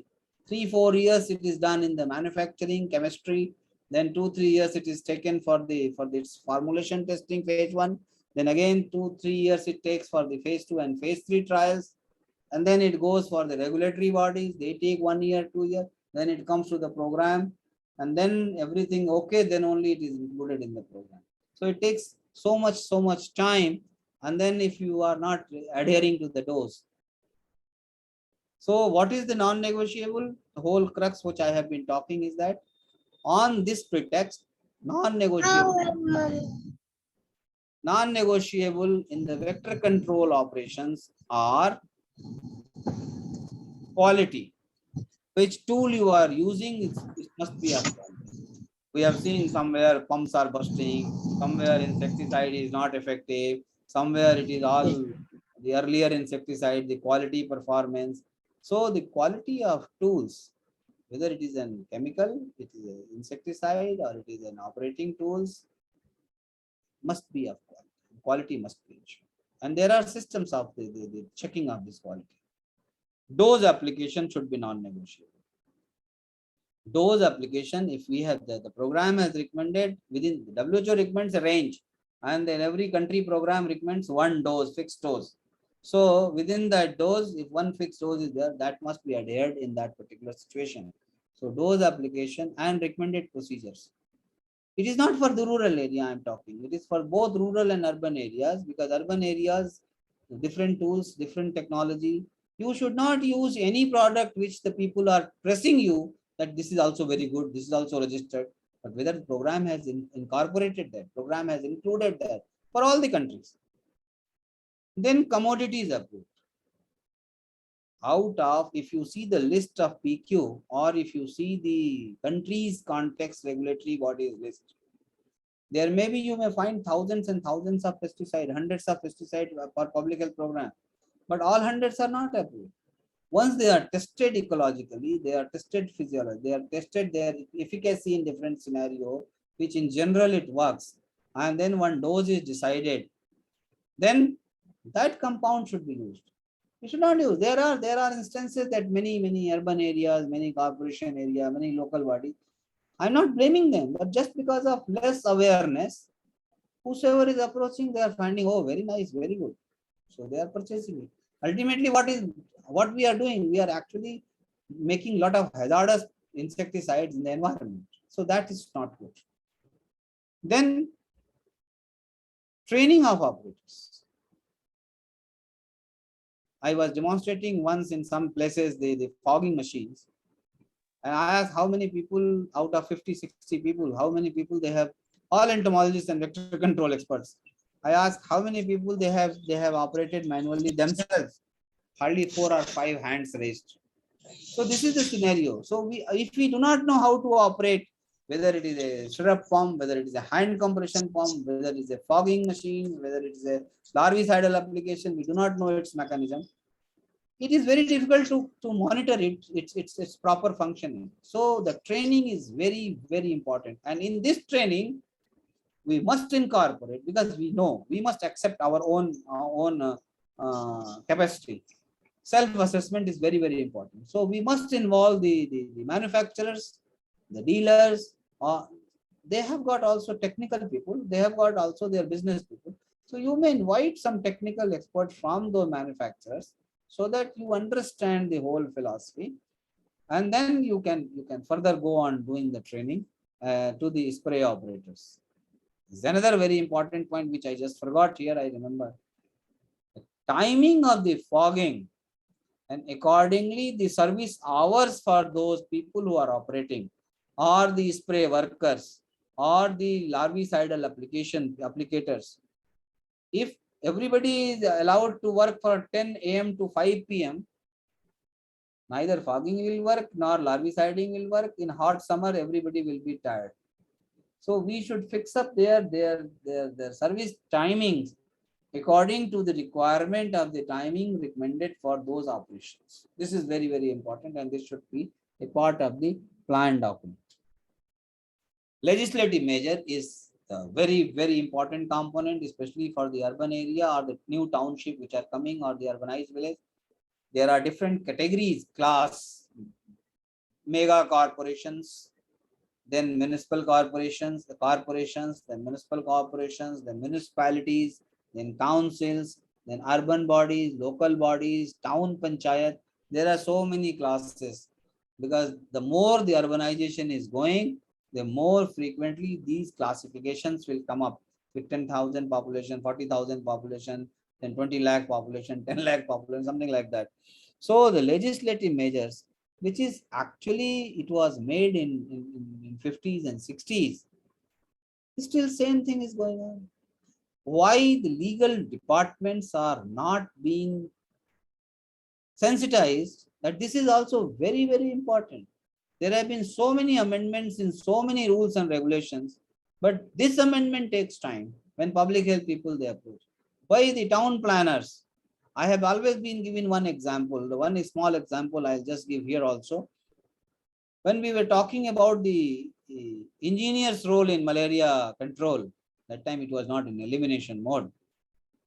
We said, look here, the parapet of the window shades or the portico shades, it is made like this, and then there is a small parapet is made, and then there is a one small tube is fitted in the one corner, which is always blocked with the litters, leaves and other things and the dusts. So the water accumulates there, it doesn't flow properly, and when it cannot flow, there is a breeding of Stephensii, breeding of now Aedes also. Who made them? Who told them to make? Just now I showed you the coolers, how it was fitted in a government complex. Now who told them to design like that when you cannot have the access on the coolers? So definitely, if you fail in legislative measures, regulation of the building manufacturing, building act, building bylaws, how it should be mosquito proof, overhead tanks, down below tanks, sumps, provisions, whether it is made mosquito proof. Who will tell? This is all our entomologists and vector control friends only will be telling that, look here, these are the designs, these are the standard things. They are available in different, if you take 15, 16 cities, they do have this kind of legislation, but nobody works. So this is very, very important, and this should be made as a non-negotiable, that if you really want to eliminate malaria, you have to very strictly implement these legislative measures. Now, flexible options. Having said all these stringent measures, there are flexible options. I gave you the example of LLIN. LLIN distribution, usually it is done with a high risk area. It started, and the same precedence and tradition, 1.8 population will have one. But that is the procurement norms. But when you go on actual distribution, you may land up that this house doesn't fulfill the whole criteria. So they require additional LLIs. that flexibility should be. The area which have more schools, more hospitals, more this what you call it, the residential schools, they should be given out of this thing. So that norm should be additional flexibility should be given. But when you are making a plan, these all the things should come in the original first slide situation analysis. Unless we do the proper situation analysis, we cannot use this flexibility suddenly that take some buffer amount 10% or 5%. No, it is not that. Urban areas, bigger corporations, industrial setups, they should be allowed also flexibility to use some innovative technology, provided that some experts they are involved in some kind of evaluation. Like these days, some drone technology is being evaluated. Like these days, some pressure pumps are being used. Pressure pumps we have seen with the boats we were going for long Landsets. So for LF, for Mansonia and for QLX control. But pressurized big Landset pumps can be used. There is no harm in that unless somebody does innovations, how the data will be generated. But it should be done on this. It should not be a replacement. It should not be a substitution of the existing traditional technology. I don't mean that we go beyond this, but yes, some flexibility should be there so that those are also tested and those are also done. So this is all I think on the flexibility. I just wanted to talk on this. And my talk for today is over. I will welcome if there is any additions or suggestions by the seniors or any clarifications if somebody wants. I think I tried to finish today in time, Dr. Leo. You did very well. Again, a real masterclass, bringing in the experience and insights and wisdom you gleaned over decades of practical experience, both at field operational and at management level, bringing together all that valuable field insight, plus your management understanding. Just wonderful experience that you bring together in these lessons, Dr. Pradeep. I think all of us are finding it very valuable insights. We're learning a lot from you. And I'm already thinking, how can we use you for future courses and so on. So from all of us, a very sincere thank you for so clearly organizing the slides, for so clearly explaining the contents in a logical flow. So thank you for that. Wulan apparently has collected some of the questions that have been appearing in the chat box. I'm going through. I'm going through this. Okay, there we go. Okay. Wulan, thank you for doing that. That's wonderful. Thank you so much, Wulan. Good idea. So from Dr. Mukhtar, Dr. Pradeep, can you further elaborate the merits and demerits yes. of both status versus intensity method of resistance monitoring? One by one? Yes, please. Okay. Thank you. Thank you very much for all the three people who have asked. See, basically, initially, we have been talking about the resistance monitoring by the tube test, what we call it as a. And tube test was being done to understand the resistance phenomena. Even if you go the technical report series 17, long back, big gray color book of WHO, and then further elaborated by different people, the resistance was always to be linked for analysis with the epidemiological impact. There was a consensus that even if there is a resistance, it has been seen that epidemiological impact will be there. There are different reasons for that. The technical reason one was that time only DDT or chlorinated hydrocarbons were in use initially, and they had some kind of excito-repellency effect, number one. So because of that, some epidemiological impact will be there. The another technical discussions went on those discriminatory concentration, that you are putting the mosquitoes in a cage. So this is forced exposure for 1 hour, which is practically not possible in the nature, in the wild mosquitoes. But here we are just giving 1 hour, and there they may get for days together, months together, because every alternate day they are coming for the feeding. So what is the difference? Basically, we were getting an indication with the diagnostic dose or discriminatory concentration. Initially, the discriminatory concentration and diagnostic concentration, if old people they know, it was different.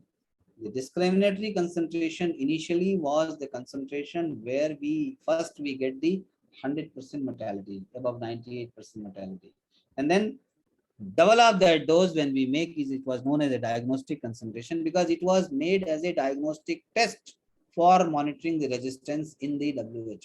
But now what happened, that discrimination all test is all over.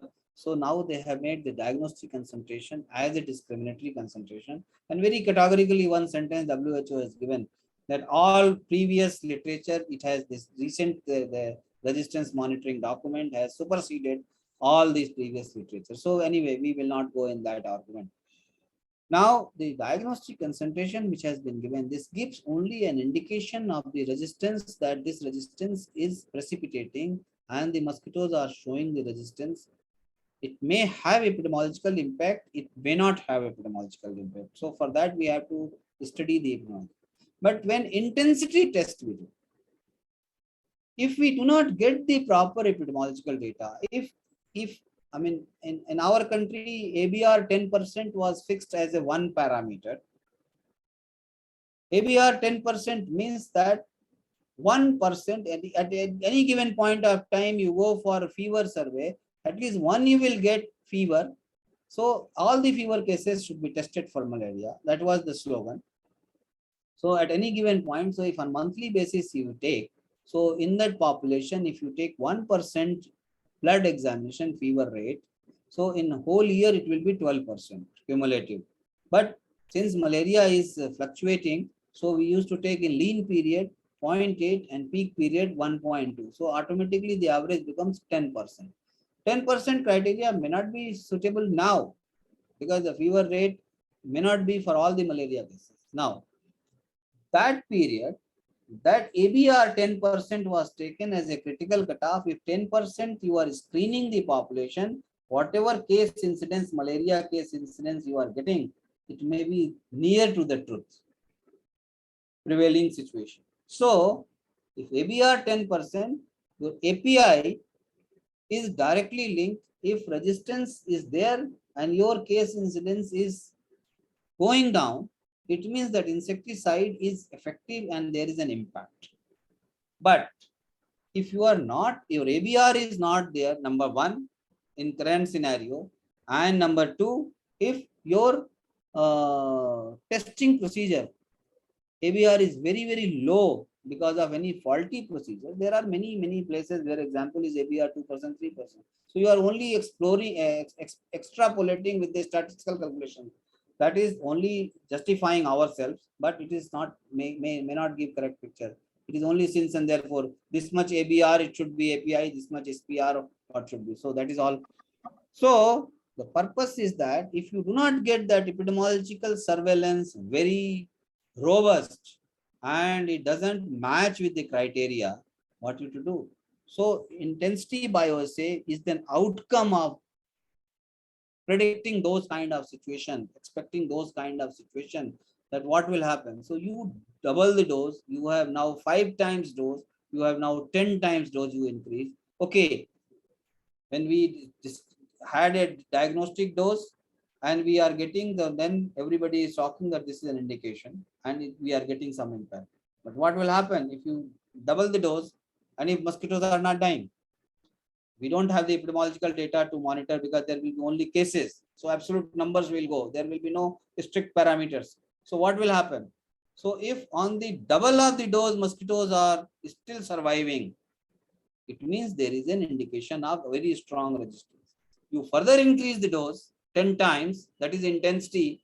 So you further, if you see the mosquitoes are not dying, it means there is a pakka resistance, a clear-cut resistance. So that is the basic difference on intensity test, and it was started by CDC as a bottle assay.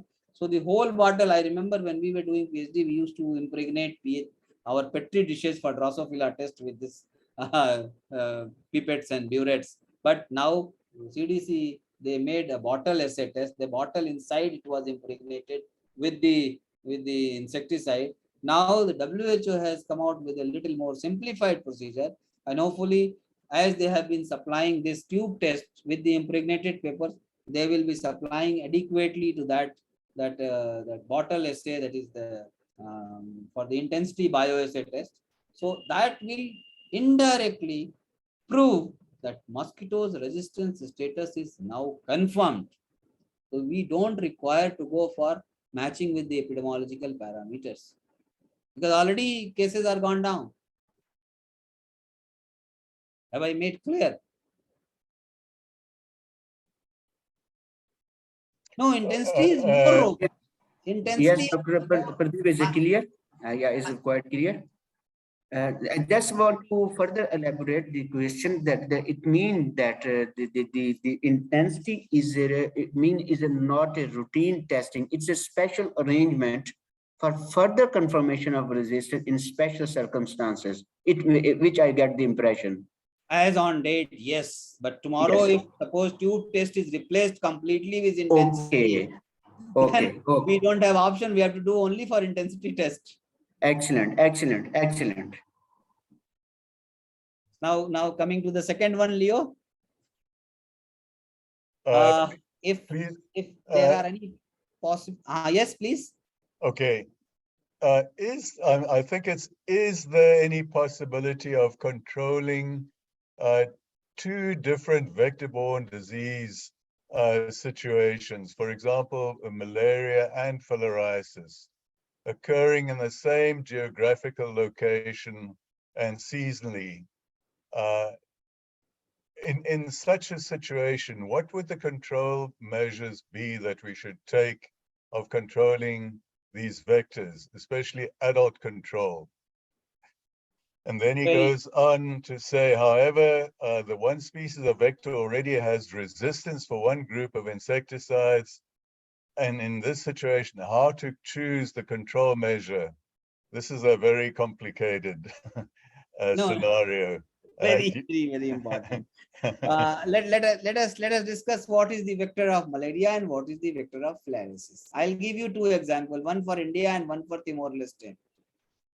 In India, in one area, suppose in urban area, malaria vector is Stephensi, which breeds in fresh water. LF vector, by and large, is Culex quinquefasciatus, which breeds in polluted water. So for controlling an urban area, you cannot go on broadly for the IRS. You have to go by larval control. So for fresh water, the recommendation is you can go for Temifos. And for Culex quinquefasciatus polluted water, you can go earlier. Fenthian was there. Fenthian was banned now. So now you can go for biolarvicide. And the controlling tool is that the worker who go, that is a squad, what we call it as an anti-larval squad, they make a beat program, and they are two people. One will have only pump to use the fresh water for the Temifos, and the other one will be using the biolarvicide for polluted.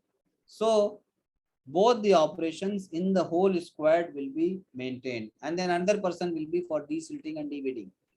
The other scenario is in some area where Culex is breeding or Stephensi is breeding. For example, you take the Kerala, and then there is in the same geographic area, there are ponds where Mansonia breeds.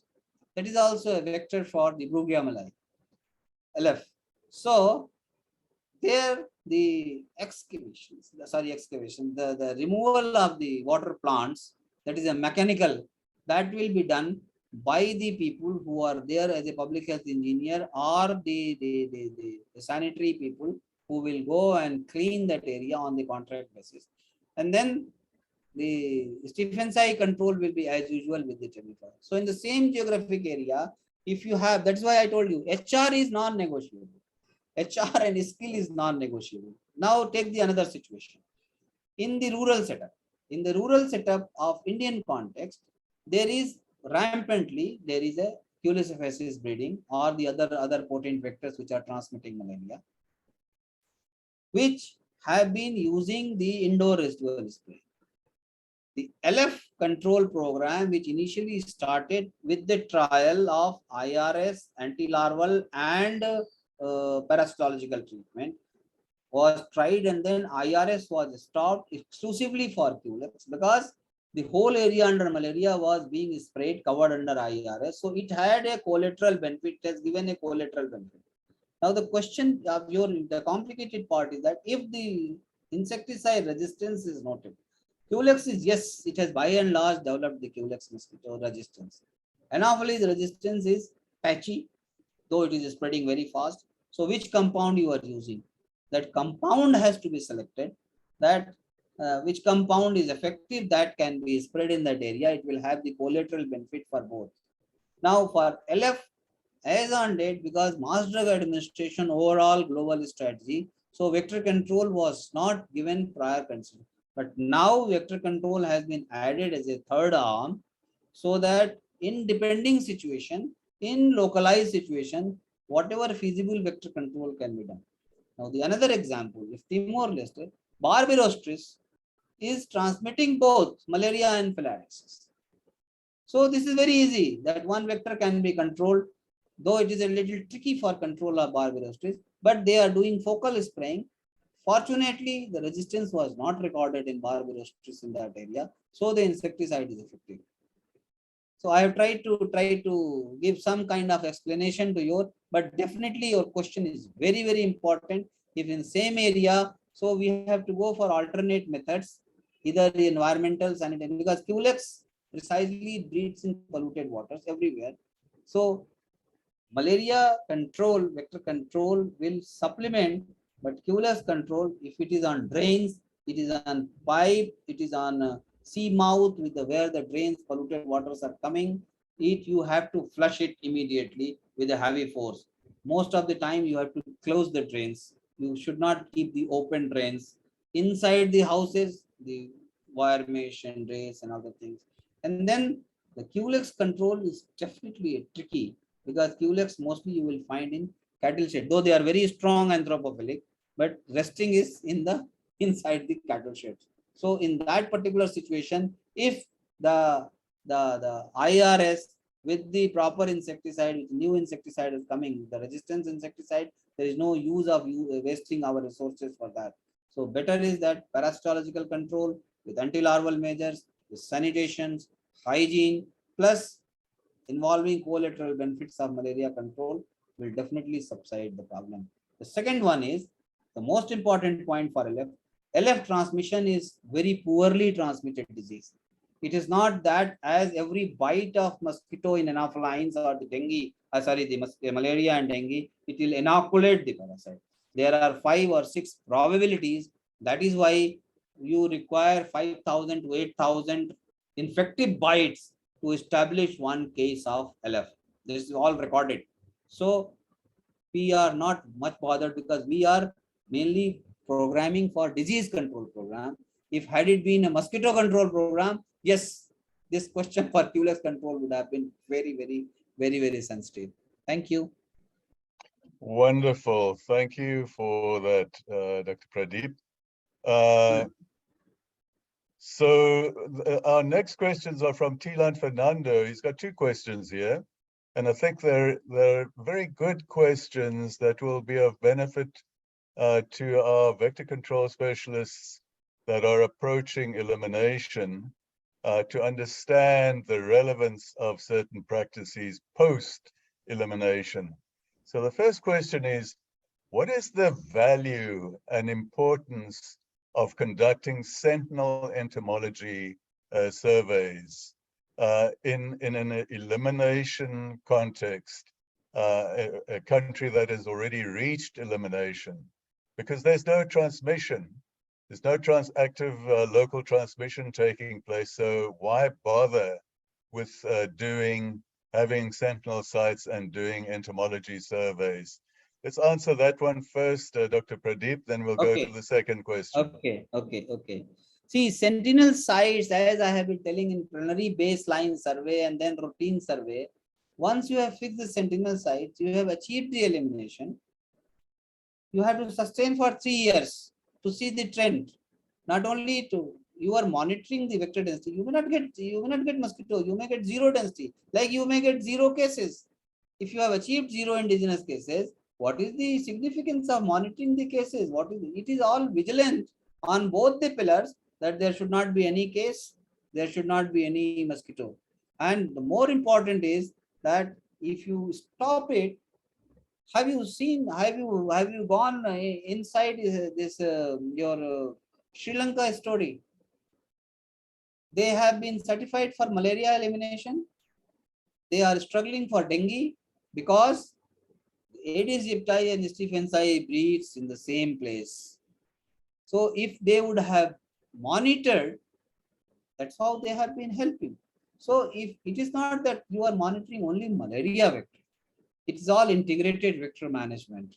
So if you have fixed the sentinel sites representing for that geographical area with taking so many parameters, you should continue the monitoring of entomology and vector control, entomological parameters, especially the density and prevalence, so that you will know, even if suppose you don't get the vector malaria vector mosquito, suddenly another mosquito comes, then again the role of entomologists will be in question. So not only one, any disease at risk which is establishing in that area, this will definitely give an indication. And then in the eliminated area, you can always shift the sentinel sites depending on your situation, provided this is representative of that at-risk area. This I have explained it. Thank you. Thank you, Pradeep. Question 2, again, in a country that has reached elimination status, is it necessary to control vectors in such an elimination country in areas which have no vulnerability?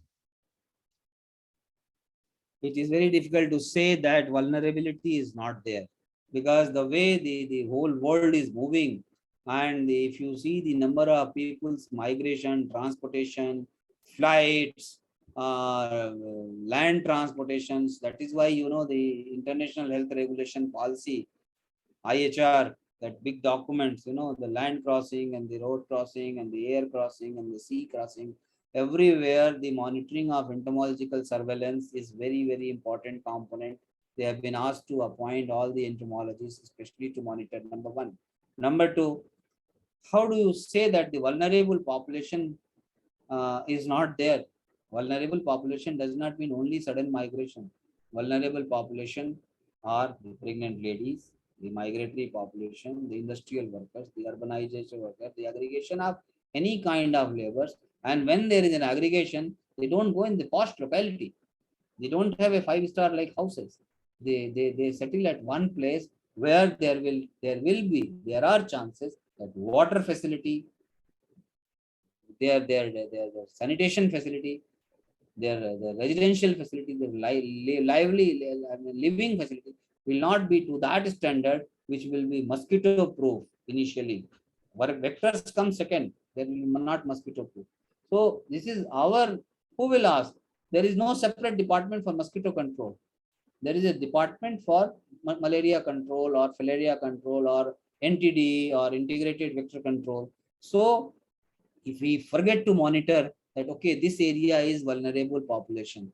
If you are very sure that there is no vulnerability, it is completely borderline is sealed, there will be no person falling in the vulnerable category, even within the intra or inter, then yes, you can think of shifting your vector control operations.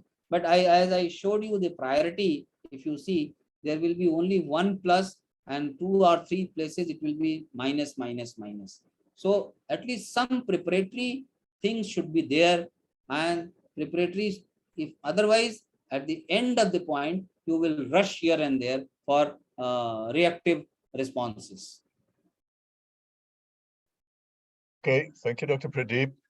In addition to these written questions, I think Dr. Mukhtar has apparently raised hands.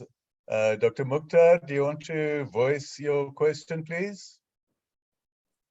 Yes, thank you very much, Dr. Pradeep. Once again, it's a wonderful, wonderful talk, particularly the point which you mentioned, the priority and non-priority, flexible, non-flexible points. This is a wonderful point because being a vector control manager, it's always challenge to categorize the which point should be flexible, which point should be not, and what the list you mentioned, that is wonderful. I just want to ask one question. It's an open question. Sometimes the question which are really open and is not the answer on the spot, because you this my question is the non-flexible intervention, the things like the distribution of bed net. You know that the currently there is always a campaign for the bed net distribution campaign mechanism, which normally, and you know that the campaign is a very big activity. You need at least 4 or 5 months full time for the campaign preparation then distribution. My question is regarding this campaign, and this is open question, open for everyone, that should we really go for the campaign like distribution of bed net in the area which is low, a moderate or low transmission area? There is no question about the campaign like distribution in highly endemic area like African regions, but in setting like in India, Pakistan, and some other which are moderately. And you mentioned this in a flexible intervention, that where we can make some flexibility. So my question is that what is your opinion, that should we go for the campaign like distribution in the moderate and low transmission area countries like Pakistan, which is moderate at some country, but because you know that the ANP lines for malaria prevention always recommend the campaign like distribution, while we are discussing here is a flexible pattern of an intervention. So what is your point on this point? Other thing which actually I'm also writing some comments which will be on final day for suggestion, because this is a wonderful forum. So up to this point I just keep it my point that about the LLM campaign and it's a flexible intervention. Okay. Over. See, we tried. LLIN campaign is not the only mode of distribution. For LLIN, when it came for the first time, we have tried free distribution through different outlets. We involved the rationing, we involved district bureaucratic chief, district administration, we involved the schools, we involved the door-to-door. So this campaign was not only one. Campaign distribution campaign was started with the advocacy tool, that look here on such and such date, this particular, and why it is being distributed, what you should do, how you should do. That was the basic motto of the campaign distribution, so that many people they come. When they will come, one will come, then second will come, then third will come. So the whole mob will aggregate it, and that will ease the job of the distributing agency. But that was not the only solution for campaign distribution. So we have never given one rigid distribution mechanism for all these LLIN. LLIN has been given for say for example in our country, one village roughly around 1 for 1,000 population, one ASHA, accredited social health activist. This is a one female worker based on performance based incentivized worker is there. That is a community volunteers basically. So if take a population of 1,000, it becomes 250 people, 250 houses, roughly, or 200 houses divided by 5. If 200 houses, so 1,000 population, if we divide by 1.8 population require 1. So number of 1,000 population you divide. So that much bed nets have been given to that particular ASHA. So ASHA is a health worker. So she comes and collects that much and she goes and gives a distribution. Sometimes it is distributed in the school itself. And sometimes we have seen that they go house to house and they give the distribution. And then they have got a recording booklet, so they record it.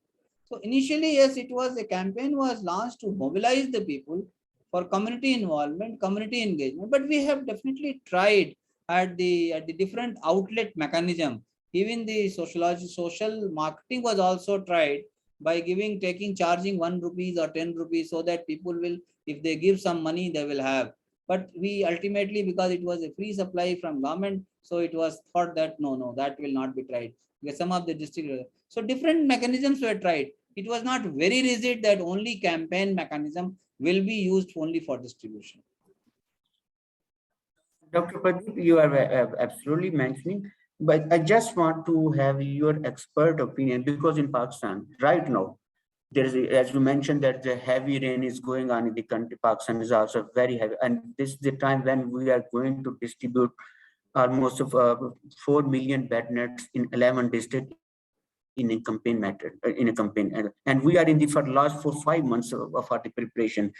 So my basic question, which I want to learn from you as an expert, that should we really go for the campaign like distribution when we have we have the, some not moderate transmission mechanism, or should we go? No. Yeah. Our target should be absolute coverage, whether it is a low or it is high or it is a moderate.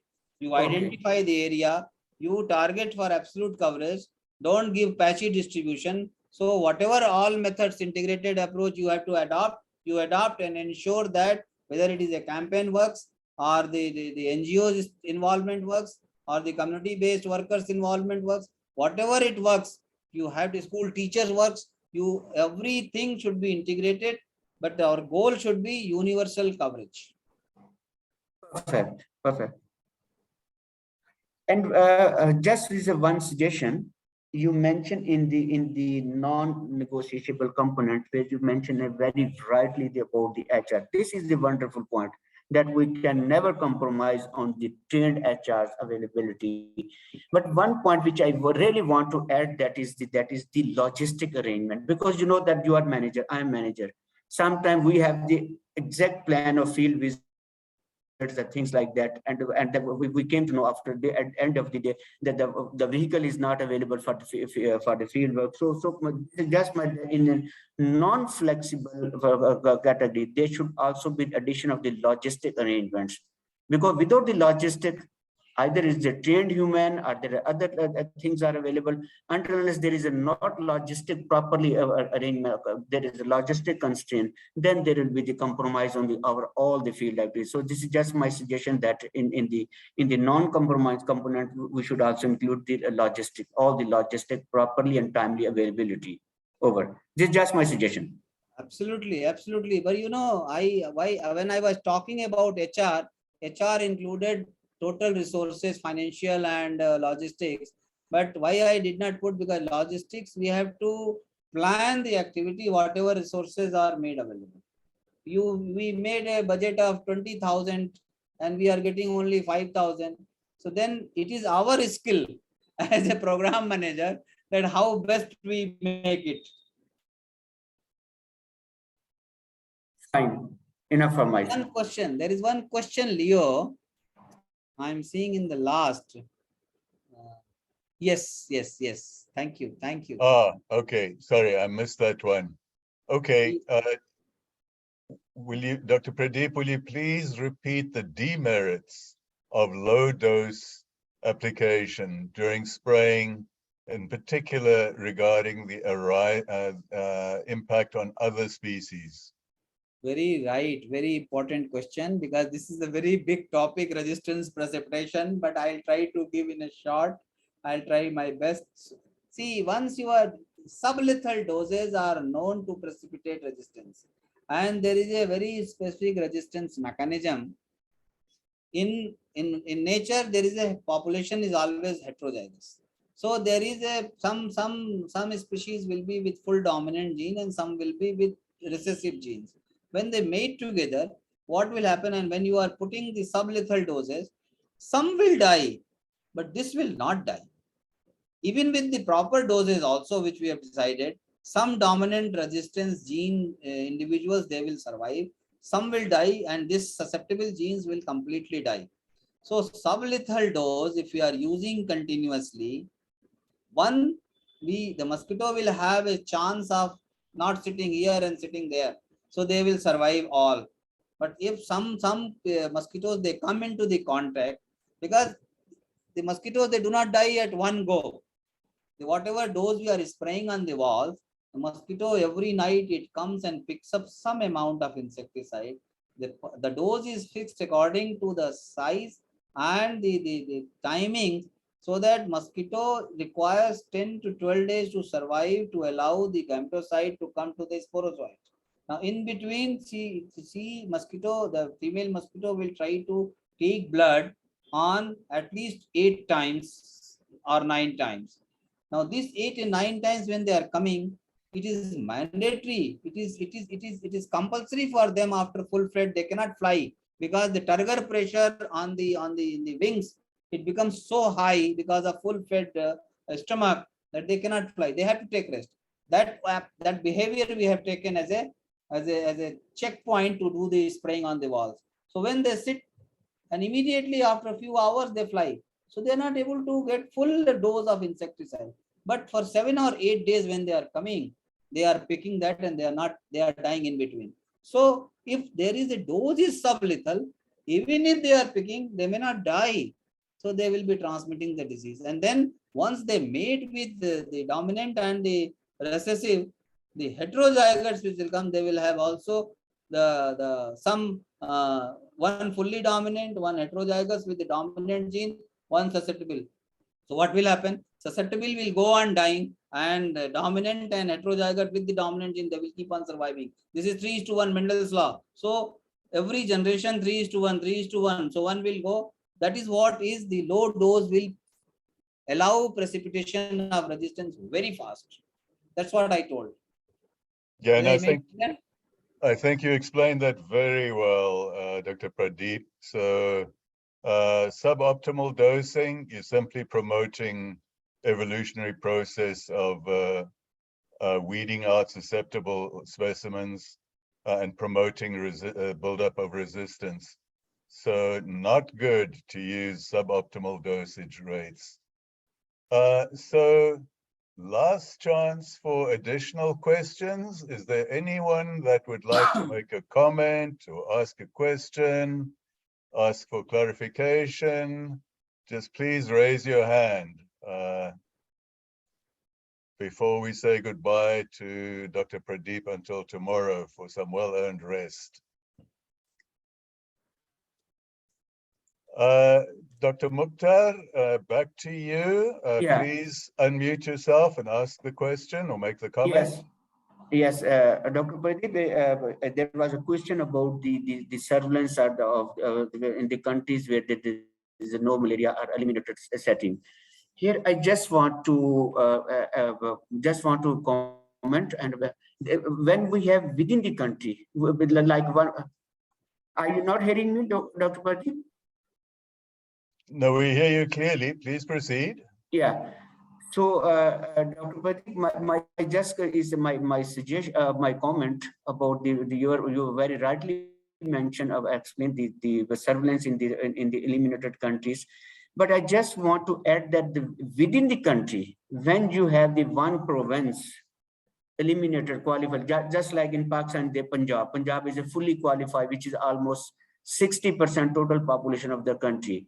In that scenario, when within the country are among the country as well, the surveillance activities, either the disease or is the vector, it should be focused, limited at particularly at the bordering of the both setting. Like in the both two provinces, one province is fully qualifying for elimination, and other is a malaria affected, and the same with among the countries as well. So my addition for your wonderful answer is that if there are the two different settings closely, but the surveillance activities should mainly focus in the bordering areas, so that we can monitor if there is any transmission of either is the vector or the disease can be the more focus in the bordering areas rather than entire country or in a region. So this is just my point for addition to your comments. Wonderful answer.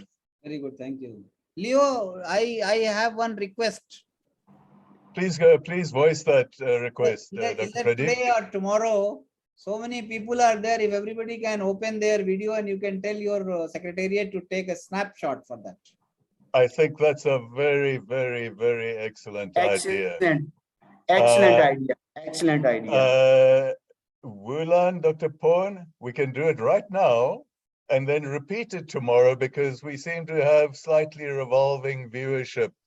So can I ask everybody to turn on your video? And then I'll ask either Dr. Porn or Wulan to please take us. Thank you, Wulan. Let's just wait for everybody, please. We want to see your handsome faces. Please turn on your videos. I think that's an excellent idea, Dr. Pradeep. Well done. So we have four how to say, we have Four screens. here. 4 screens, yeah. So everybody just be patient. Wulan's going to take a few seconds. She needs to move from one screen to the other. Yeah. And we don't know which screen she's on at any particular moment. So let's just sit nice and still for 5 or so seconds. Tell us when you'd finished, Wulan. I'll count. Okay. 1, 2, 3. Again. The next one. Sorry. 1, 2, 3. Oh, sorry. That is an error. And then, sorry, it takes some time. People are taking too much time to open their video. Yeah. All right, the last screen. Thank you. Wonderful. Thank you, everyone. Thank you for that suggestion, Dr. Pradeep. So once again, a very successful, excellent, stimulating, interesting session. I'm sure I speak on behalf of all of us. Thank you so much, and a big show of appreciation to you, Dr. Pradeep. Well worth taking time off to listen to your words of wisdom and experience, and we look forward to another session tomorrow. Thank you very much to everyone for setting aside to participate. Tomorrow is very important. Tomorrow, Leo, tomorrow is very important because tomorrow will be basically, as I told you, that would have been practice session. We would have divided the groups and made the formulation pre-plan. But anyway, it will be from my side only. So I'll just try to give some example of calculation and norms so that can be as an example. I suspect tomorrow is a kind of a distillation of everything that you've been telling us about, where we try and distill it and put it together. So we look forward to that. And please make sure that you join us again tomorrow at 1 p.m. Bangkok time. And in the meantime, enjoy your evening. Keep well. Thank you, everyone. Thank you. Thank you. Bye. Thank you very much. Thank you very much. Thank you.